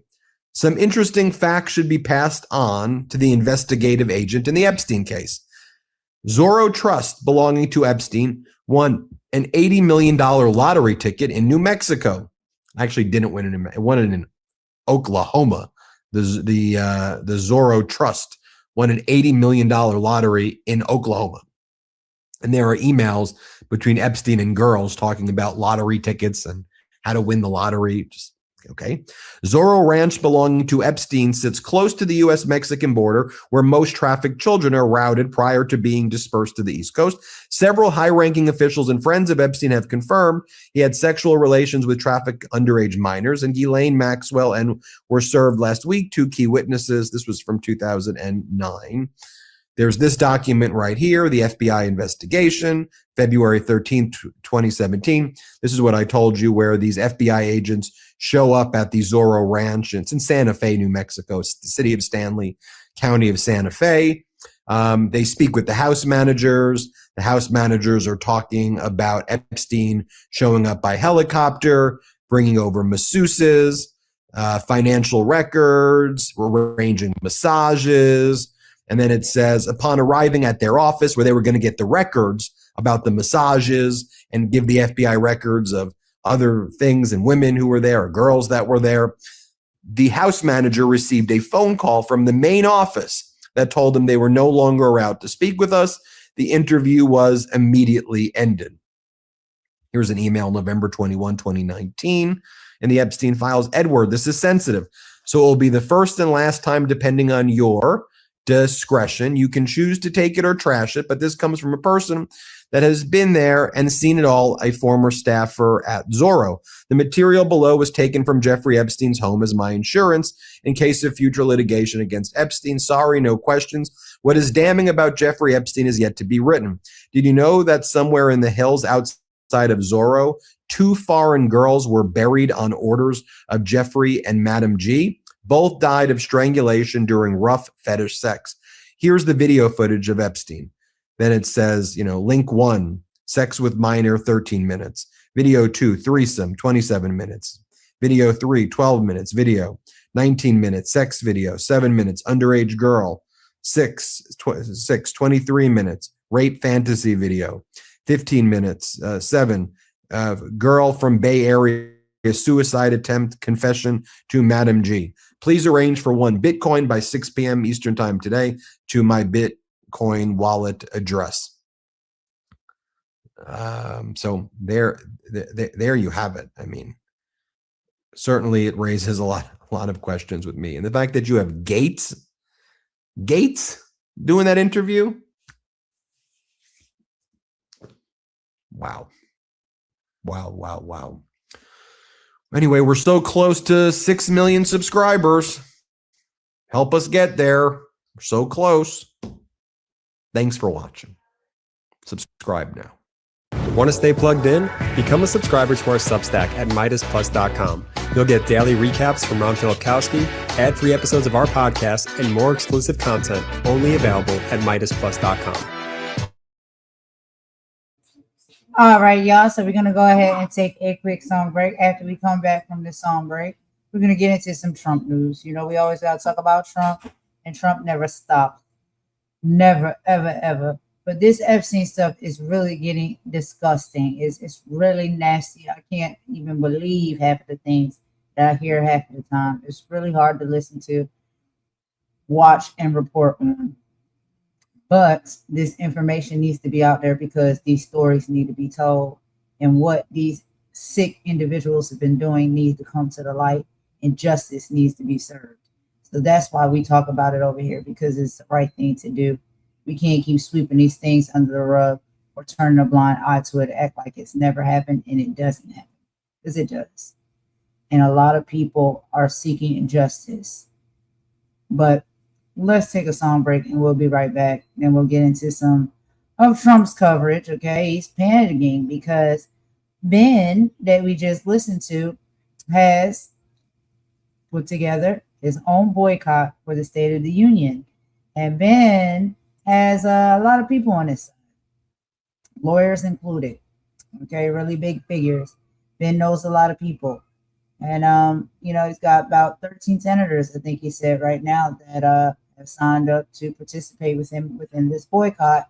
So we'll get into that in just a little bit after this song break, and we'll be right back.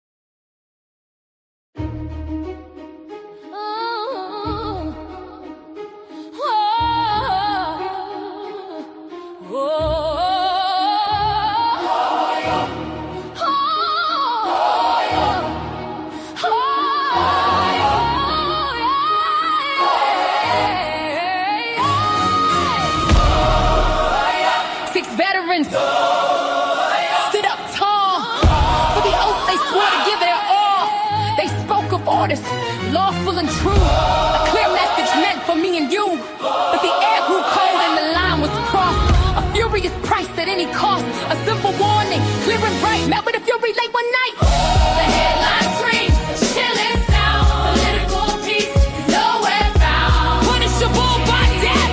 The message read, a fire lit under every head. For lawmakers sworn to oppose the pay. Now caught in the heat of a social rage.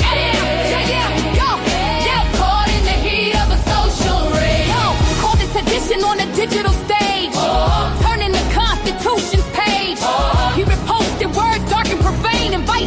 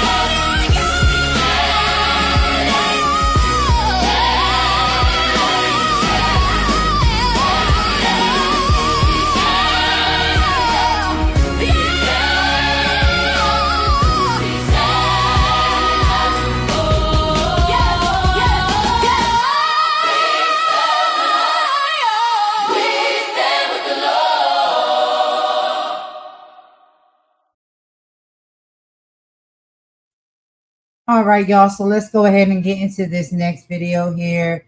This will be just a little bit about Ben telling us about his boycott that he's leading. And so far, child, he got 13 senators that are already standing with him. And so let's go ahead and get into this. And then our final video for the live, we will be speaking about the pastor that was in Montana that had a mouthful to say to Trump.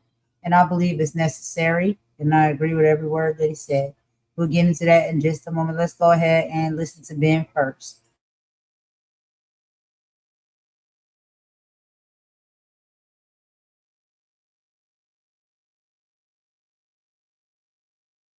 The MeidasTouch network is leading the boycott against Donald Trump's State of the Union. That's right. MeidasTouch has partnered with Move On, and we will be hosting the People's State of the Union when the State of the Union is taking place. That is our counter programming, and we already have about 19 senators and members of the House of Representatives who will be boycotting the State of the Union and will be joining us at the MeidasTouch network. This is unprecedented in history. Donald Trump and the MAGA Republicans hate what we are doing. Right-wing media has been attacking the MeidasTouch network, as has MAGA, for the fact that we've been putting on this event. But frankly, I don't care. And I expect that the number of senators and Congress members to grow and perhaps even be around double what it is right now. 19 will be joining the MeidasTouch network's boycott. I expect that number to look more like 30 to 40 in the coming days, but we will see and keep you posted. Here's our official flyer right here. The People's State of the Union, February 24th, 8:30 Eastern time, although we'll probably end up starting earlier than that. You can watch it here on the MeidasTouch YouTube channel, but it's not just the lawmakers who are going to be here on the MeidasTouch network. They're also going to be alongside heart and soul of this country, federal workers, immigrants, and other Americans impacted by Donald Trump's policies will also be at our event. They'll be speaking. And again, this has never really existed. There's no historical precedent for it. But we have to lead by example, and that's what we always do here at the MeidasTouch network. And Trump and his regime, as I said, absolutely hate this. Few housekeeping matters. As you can see, we're very close to 6 million subscribers. Hit subscribe right now. Help us hit 6 million subscribers before the State of the Union. Let's make a statement there. Also go to MeidasPlus.com. That's our Substack. Join that right now. So here's how it's being reported in the press. Democrats plan counter-programming during Trump's State of the Union. That's from The Hill or USA Today. People's State of the Union, what Democrats plan for Trump's speech. And all these members of Congress have been announcing they're going to be joining the MeidasTouch event and skipping the State of the Union, boycotting the State of the Union. Here's how New York Times reported it. Democrats plan to counter Trump's speech to Congress with rally. And it says the event, which is being coordinated by the left-wing advocacy group Move On and MeidasTouch, a progressive media company, will feature Democratic lawmakers speaking with people who have been negatively affected by Mr. Trump's economic and healthcare policies, as well as federal workers who lost their jobs and immigrants who have been targeted by the Trump administration. It will be hosted by the liberal political commentators Joy Reid and Katie Fang. It's always funny to me when corporate news uses these labels. The liberal hosts and the progressive. I mean, look, at the end of the day, we don't like fascism, and it's a pretty easy decision for us not to stream live the State of the Union and to support the boycott and to use our massive platform here at the MeidasTouch network to lead that effort in terms of bringing the distribution of it to the American people. Why would I want to watch a fascist who's covering up a child sex trafficking ring with a bunch of other pedo protectors that are there mocking the American people, lie after lie after lie? No, I'd rather host and use this incredible platform that we've all built together with you host people talking about policies and hearing from Americans and immigrants and people who can share their experiences. I don't know. That's what I would like to see. And frankly, when we hear from the American people, that's what they want to see as well. I don't know if you saw this, but now that they're in a partial government shutdown yet again because the Trump regime refuses to negotiate with Democrats over the Department of Homeland Security demands, the DHS demands that it's ICE and Border Patrol, Gestapo, it's Nazis, it's SS, it's paramilitary, that they always be able to wear masks when they terrorize communities. No body cams at all, masks, and no judicial warrants. And they want to make sure they're there at the polling places come the midterms. Look, you want to know my view? My view is we need to abolish ICE and Border Patrol, and we need to prosecute each and every one of those people who have been involved in torturing and terrorizing the American people and others in this country. The Democrat demand is a little more moderate than what I just suggested, but okay, what do I know? They just say, here, body cams, judicial warrants, don't be at the polling locations at the midterms, and no masks. But for the MAGAs, the MAGAs are like, that's a non-starter for us. We can't ever agree to that. Those are non-starters. Those are non-starters for you? Let's hear from what the American people are saying. Here's a Missouri voter, probably who will be watching the MeidasTouch People's State of the Union, the real State of the Union that people are going to be watching. Here's a Missouri voter yesterday calling into C-SPAN. Here's what he has to say. Trump needs to be removed. Let's play it. He needs to be removed. Trump needs to be removed. And everybody that is kowtowed to him, Patel, Bondi, and all those people need to be removed and prosecuted for their crimes against the public. And the fact that he's taken all our medical money to finance ICE is totally ridiculous. It's sick. Okay. What about a Tennessee voter who called into C-SPAN talking about the importance of affordability? Play this clip. I think there's, probably very little doubt that affordability and health care is the major thing going around here in Tennessee, especially in a small town like I live in. The loss of people's substances is forcing. I know a lot of people now says they just don't have no health care. They can't afford it. And the price of everything is going up around here. Heck, that gone car battery is costing $300 now. That, just a few years ago, 2 or 3 years ago, was about $105 battery. People, just affordability, because we're a low wage state or county, and our biggest thing right there, and of course the Epstein files, I don't know what they'll ever come up, of, because if we just turn all these wealthy people loose, that's just turning them, freedom for anybody to do to our children what they want to if you got money. Of course, that's the way that works, but definitely affordability of groceries.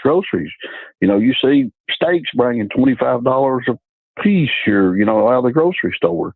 Well, this little county can't afford that kind of stuff. And like I said, healthcare, a lot of people lose their lives over that because they make a decision now whether they buy groceries or medicine. What about this independent voter who talks about the ICE facilities that are being built in Baltimore right now and how they're taking people off the streets, kidnapping them in the masks and throwing them into these warehouses where they terrorize and torture people? Here, play this clip. They're building an ICE facility out in out west, and they're, taking people out in Baltimore. And I think that the biggest issue, not to be glib, is stuff like, the Epstein files and the corruption of the federal government, where our resources are being put towards, things that don't reflect our values at the state and federal level, like people being disappeared off the streets.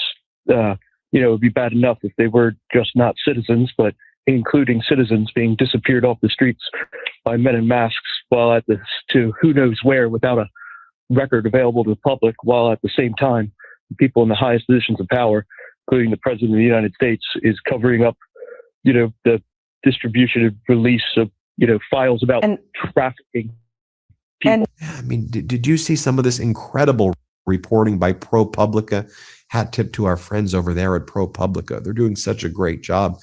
They've documented how Trump's Nazis, his ICE and Border Patrol Gestapo, rounded up the little children that are in these detention centers, these concentration camps, and stole their writings and their drawings and their letters because ProPublica published them before. And so now the Trump Gestapo stole the ability of these children to write letters. Did you hear the story about the 2-month-old with bronchitis who almost got killed? Was at that Dilley detention center facility, and there was no doctor on site despite it being run by a private company that taxpayers fund to the tune of billions of dollars. This little kid almost died. They brought him to the hospital, 2 months old. That's all this kid knows. And then they brought him to the hospital, almost died there, barely survived. And then the Trump regime, Juan Nicholas, then they immediately deported him to Mexico right away, trying to kill this 2-month-old. ProPublica also reported on some of the messages coming out from these kids, and they're tortured, they're suffering, they're being starved to death. The water is making them sick. The atrocities. I mean, there are tons of people who are dying at these concentration camps. All right, y'all. So that's rather a long video. So I'm gonna go ahead and just cut that one off halfway through. I just want y'all to hear, about what Ben is doing, which I think is really great. He's doing a people State of the Union. And as we can see, I had got the numbers wrong. He has 19 senators already that are on board and going to be participating in this People's State of the Union. And so you guys, please participate in that, but also support him. If you haven't, check out his channel, subscribe to it, become a member, like and watch the videos and the content, and rock with him because he's really doing some really great work on his channel. But I'm going to go ahead and end that short there, y'all, because it's just a little bit long and I don't want to take us over the time mark today. So we're going to go ahead and get into our final video for today. And I'm going to go ahead and put that up for you guys. So basically, a lot of people are speaking out about a lot of things. And I think that that's what's necessary. I think it's what needs to happen. I'm glad to see it. I'm happy to see it. And so we have a pastor that's down in Montana that spoke out. And he had quite a bit to say, about Trump and about what's going on here within the current administration. And so, excuse me, something's in my throat. He called out the president directly with no fear in his heart, using words like lifelong gangster, actual predator. I feel like this is a sign of shifting tides in even the reddest parts of the country, because I know a lot of people will assume, down in Montana, for whatever reason, it may not be, a state or whatnot that is typically on one side or the other. Some people feel that way. Different states show up and represent on different sides, whatever. But what we also have been having a shortage of, in my personal opinion, is preachers and pastors that are speaking up against a lot of this stuff. It seems that a lot of them seem to be complicit what was going on because they're very quiet. And maybe that's because, their pocketbooks are connected with the pocketbooks of some of these individuals that are doing these things. We can't be sure. That's my opinion. That's allegedly. I'm not making any assumptions. But if you're supposed to be the faith leaders, and you're supposed to come to the aid of people when they're at their lowest and their darkest point, and they're fighting through things that they just don't understand, or that are not fair, or that are difficult, these would be the main people we think that would speak up and speak out, against a lot of these things that we're seeing. And it just seems like there's a lot of them that are very silent and don't really have too much to say. and that's very questionable for me. But this pastor said he's gonna speak out. So let's go ahead and get into this video, y'all. This is coming right from Roland Martin's platform. He's going to show that and have some panelists discuss it and talk about it after we see his sermon, or the portion of his sermon where he calls it all out for what it really is. Let's go ahead and get into it. I'll meet y'all in the chat.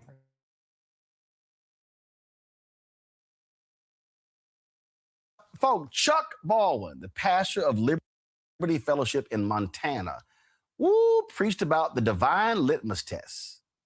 And let's just say this white preacher has something to say to Donald Trump and all of these white evangelicals like Franklin Graham who kiss his ass.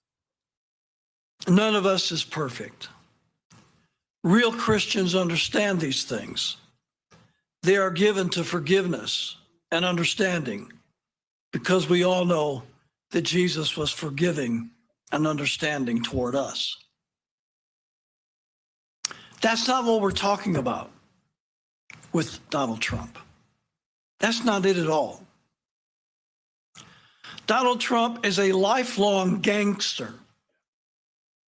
He's a lifelong Zionist. He's a lifelong philanderer. He's a lifelong cheat. He's a lifelong hedonist. He's a lifelong felon. He's a lifelong blackmailer. He's a lifelong bully. He's a lifelong malignant narcissist. And he's a lifelong sexual predator.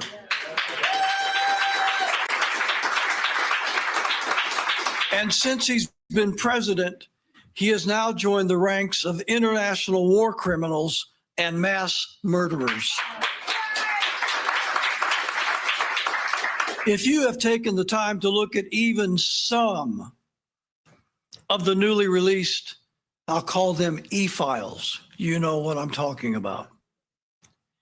If you have taken the time to look at even some of the newly released e-files, you know that Donald J. Trump, along with the rest of the rich and famous predators in those files, should spend the rest of his life in prison.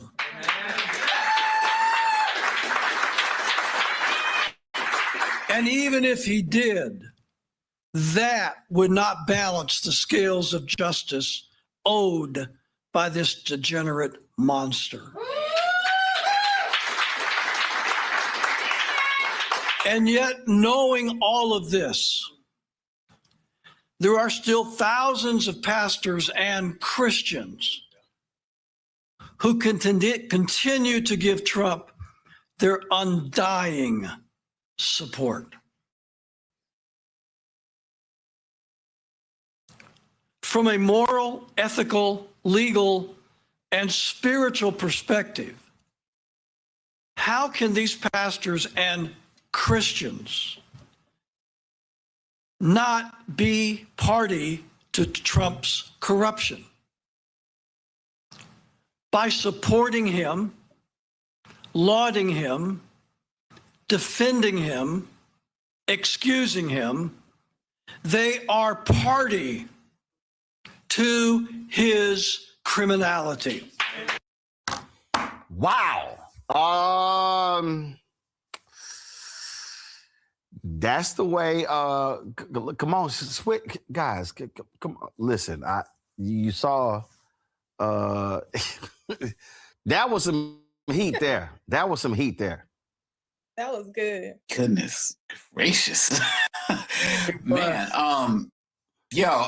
That was like straight up ether, man. I mean, look. And the fact of the matter is, people talk about, it's a church. You're not supposed to say political things. He's not making a political statement in terms of, hey, go vote Democrat, vote Republican. He's talking about the teachings of the Bible and how this particular person who they're supporting is contrary to everything the Bible is supposed to be about. I don't see that as a political statement in any way, shape, or form. And furthermore, and this is, I don't know when he made this statement, but I'm assuming he said it was over the weekend. So that means it was after his comments at the National Prayer Breakfast as well, which was hateful, which was divisive, which, you know, went at so many different communities and the like. These white evangelicals, they've gotten so much out of Trump. He was their avatar. Quite honestly, at the end of the day, as long as he gives them what they want, they don't care. They'll allow him to do anything. As Julian Bond said, they are cafeteria Christians. They pick the part of the Bible that is relevant to them in a particular moment, and outside of that, they are just straight hypocrites. And for the life of, and I'm so glad that there were applause in the background, because for the life of me, I can't understand why people who honestly love the Bible and who are honestly about Christianity and honestly know the word cannot call him out, not even in a political way, but in a way to make him better as it relates to following what he says he believes in. That's all this man did, and more preachers should be doing the same, especially from the white religious community. Absolutely, Thelma. White preachers should be calling his ass out. Listen, do we not remember this is the same president that was on Air Force One talking about he know he going to hell? So if he know he going to hell, why y'all keep trying to save him to make him look like he is a Christian? The man know who he is, and he has told y'all and shown y'all in so many different ways, and y'all still up here trying to Christianize a man that is telling you he going to hell. Like, I'm trying to find the white people who can justify based on the commandments. The commandments. Tell me what commandments in the Bible that he's following. Can't know if you tell me the truth, then you're gonna stay here. But if you lie like you've been doing, you gonna go with him. They ain't gonna do it. They gonna get up there and stutter because they know this man is evil. And for this white pastor and so many other that have come to the front to call it out, they shouldn't be targeted. They are, but they shouldn't be targeted because it's about damn time that these fake ass Christians get called out. We know what y'all doing after hours. Hell, we know what y'all doing when y'all wake up. But y'all gonna continue to try to make us see what this man has already shown us and what he has told us in his own words. He ain't a Christian. So stop trying to make him look like one. They do embarrass themselves, Jolanda, and it's a whole bunch of them Trump ass-kissing white evangelicals in Texas. Oh, for sure, Roland. But look, there's been sort of a running joke, at least in my hood, that some of the biggest devils are in church. All right, like they out partying Saturday night, and they getting up Sunday morning playing pretend. So let's not sit up here and believe like we don't know that some of the biggest crooks in town are pastors, priests, call them whatever you want. So what I will say is this: I'm very thankful that we have a white ally, right? Because whenever we call him out, the first thing they want to say is we racist, we pull in a race card. So we do need more help from white evangelicals to speak. We need allies like him. And the truth is, he didn't sound like a black pastor. He wasn't as eloquent as some black pastors. But the truth is, he spoke truth to power. And he covered every freaking base. And sometimes it's really hard when you have bullies controlling things to stand up to them. So I'm very encouraged by him. And I think you said he was in Montana. Wyoming, one of them places up there where ain't no black people. So, you know I ain't lying. Hey. And so I'm thankful for him.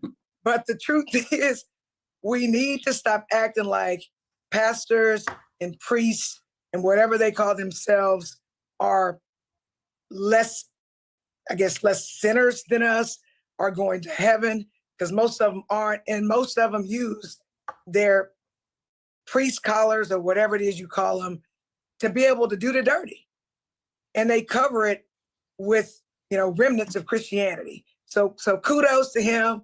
I will listen to him, and I hope white folks listening to him. And let me be clear, He white, but we got some black ones who act the same way.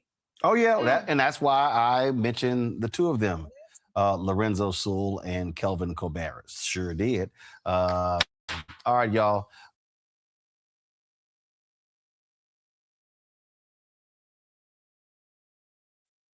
All right, y'all. So we have reached the end of the live, child. That was a lot at the end. I wanted to save that one for the end for us all to see, for multiple reasons, because it is about the leadership within the churches and the spiritual and the religious sector speaking up about a lot of these things that are happening and not having any fear to do so, no matter what nationality you are, no matter what race you are, or what is it? What type of, you know what I'm saying, church or whatnot you go to. Denomination, that's the word. What denomination you are. It doesn't matter any of that. If you know right from wrong, if you can see this stuff and you know what is happening, you can speak against it. And so I thought that was very good for us to bring to the forefront and show. We did cover a lot of heavy ground today. We talked about the arrest of the former Prince, Andrew, that happened on his 66th birthday, the unsealing of the files that exposed dark connections of political giants like Epstein-Bannon, and the long-awaited deposition of billionaires like Les Wexner. It can feel overwhelming, and I understand that because as I report on it, I do often feel overwhelmed. When we see names that have stayed in the shadows for decades finally coming to the light, it's natural to feel a mix of anger and exhaustion. We ask ourselves, how did it take this long? And who else is hiding in these files? But I want to offer you a different perspective today, one filled with hope. The reason these stories are breaking now isn't by accident. It's because the truth is a persistent thing. It doesn't have an expiration date. We are seeing today the arrests, the depositions, the investigations at the Zorro Ranch. Is proof that the unbreakable shields of power are finally starting to crack. There is a global movement that's happening right now. Tomorrow will be February 20th. It's the World Day of Social Justice. And the theme this year is renewed commitment. We are seeing ordinary people, legal advocates, and truth seekers refusing to be silenced, whether it's the pastors in Montana standing up for the morality and the researchers digging through the millions of pages of documents. The collective will of all of the people is forcing accountability where there used to be only secrets. So yes, we do have to keep chasing the truth. We have to stay vigilant, and we have to stay standing up for what is right, even when it becomes uncomfortable. But we do it not out of despair. We do it because it is the right thing to do. We do it because it's working. The sunlight is finally reaching the places that have been dark for far too long. So as you go about the rest of your week and your weekend, remember, you are part of this too. By staying informed, by asking the hard questions, and by refusing to look the other way, you are helping to build a world where no one, no matter their title or their bank account, is above the law. We got to keep our heads up, y'all. We got to keep seeking the truth and never forget that justice is a journey we take together. Stay safe, y'all, and I'll see y'all and talk to y'all on the next live. Thank you so much for joining me. I really appreciate it. I hope you all have a wonderful rest of your day. Golden out. Bye.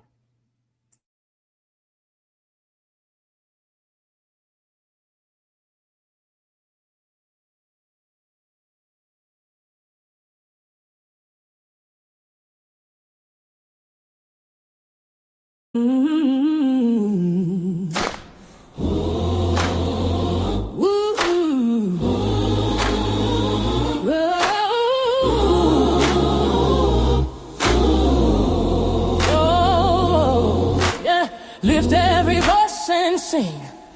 till earth and heaven ring with the harmonies of liberty. Let it ring out loud. Let our rejoicing rise high as the listening skies. Let it resound loud as the rolling sea, like the mighty waters. Sing a song full of the faith that the dark past has taught us.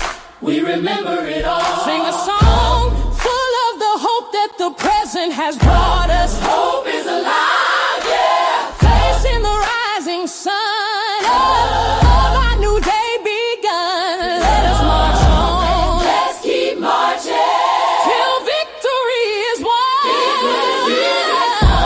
Stony the road we trod.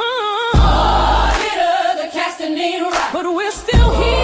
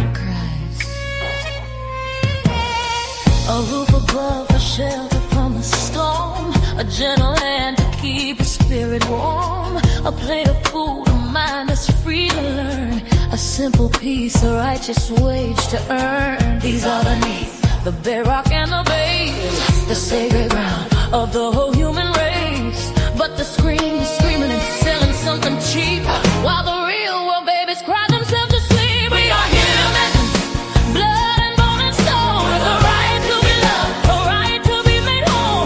This is our story, this is our sacred song. In the eyes of the Creator is where we all belong. We are human, with more beyond the hate purposes and the loaded dice. We're human, worth more than they can prize. Beyond the hateful whispers and the loaded dice.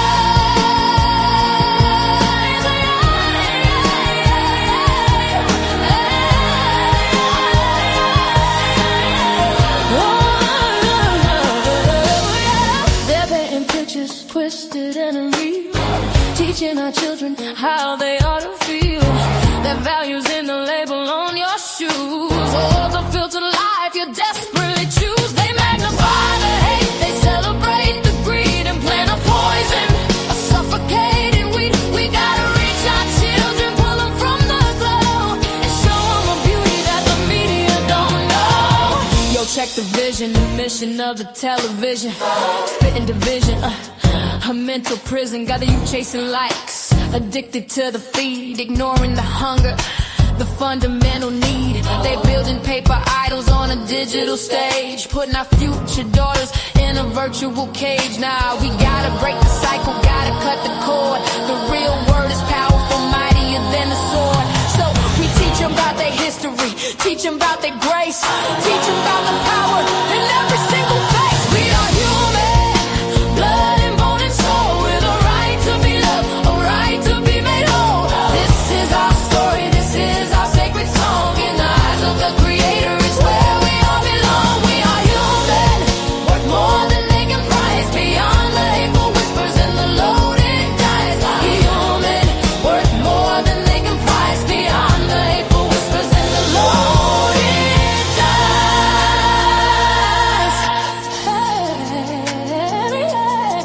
We will build a world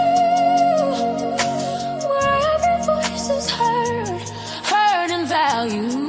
Yeah. And truth is not a whisper, but a mighty, thundering word. A word of justice, a word of peace, a promise that the fight will never cease. This ain't just a track, this a call to action. For every mother, father, every single fraction of the community holding it down on the ground. Time to get loud, make a revolutionary sound. Look your child in the eye, tell them that they matter. Tell them their spirit's something that no lie can shatter. Tell them knowledge is the weapon, love is the shield, and the truth is the harvest we gonna grow in this field. Yeah!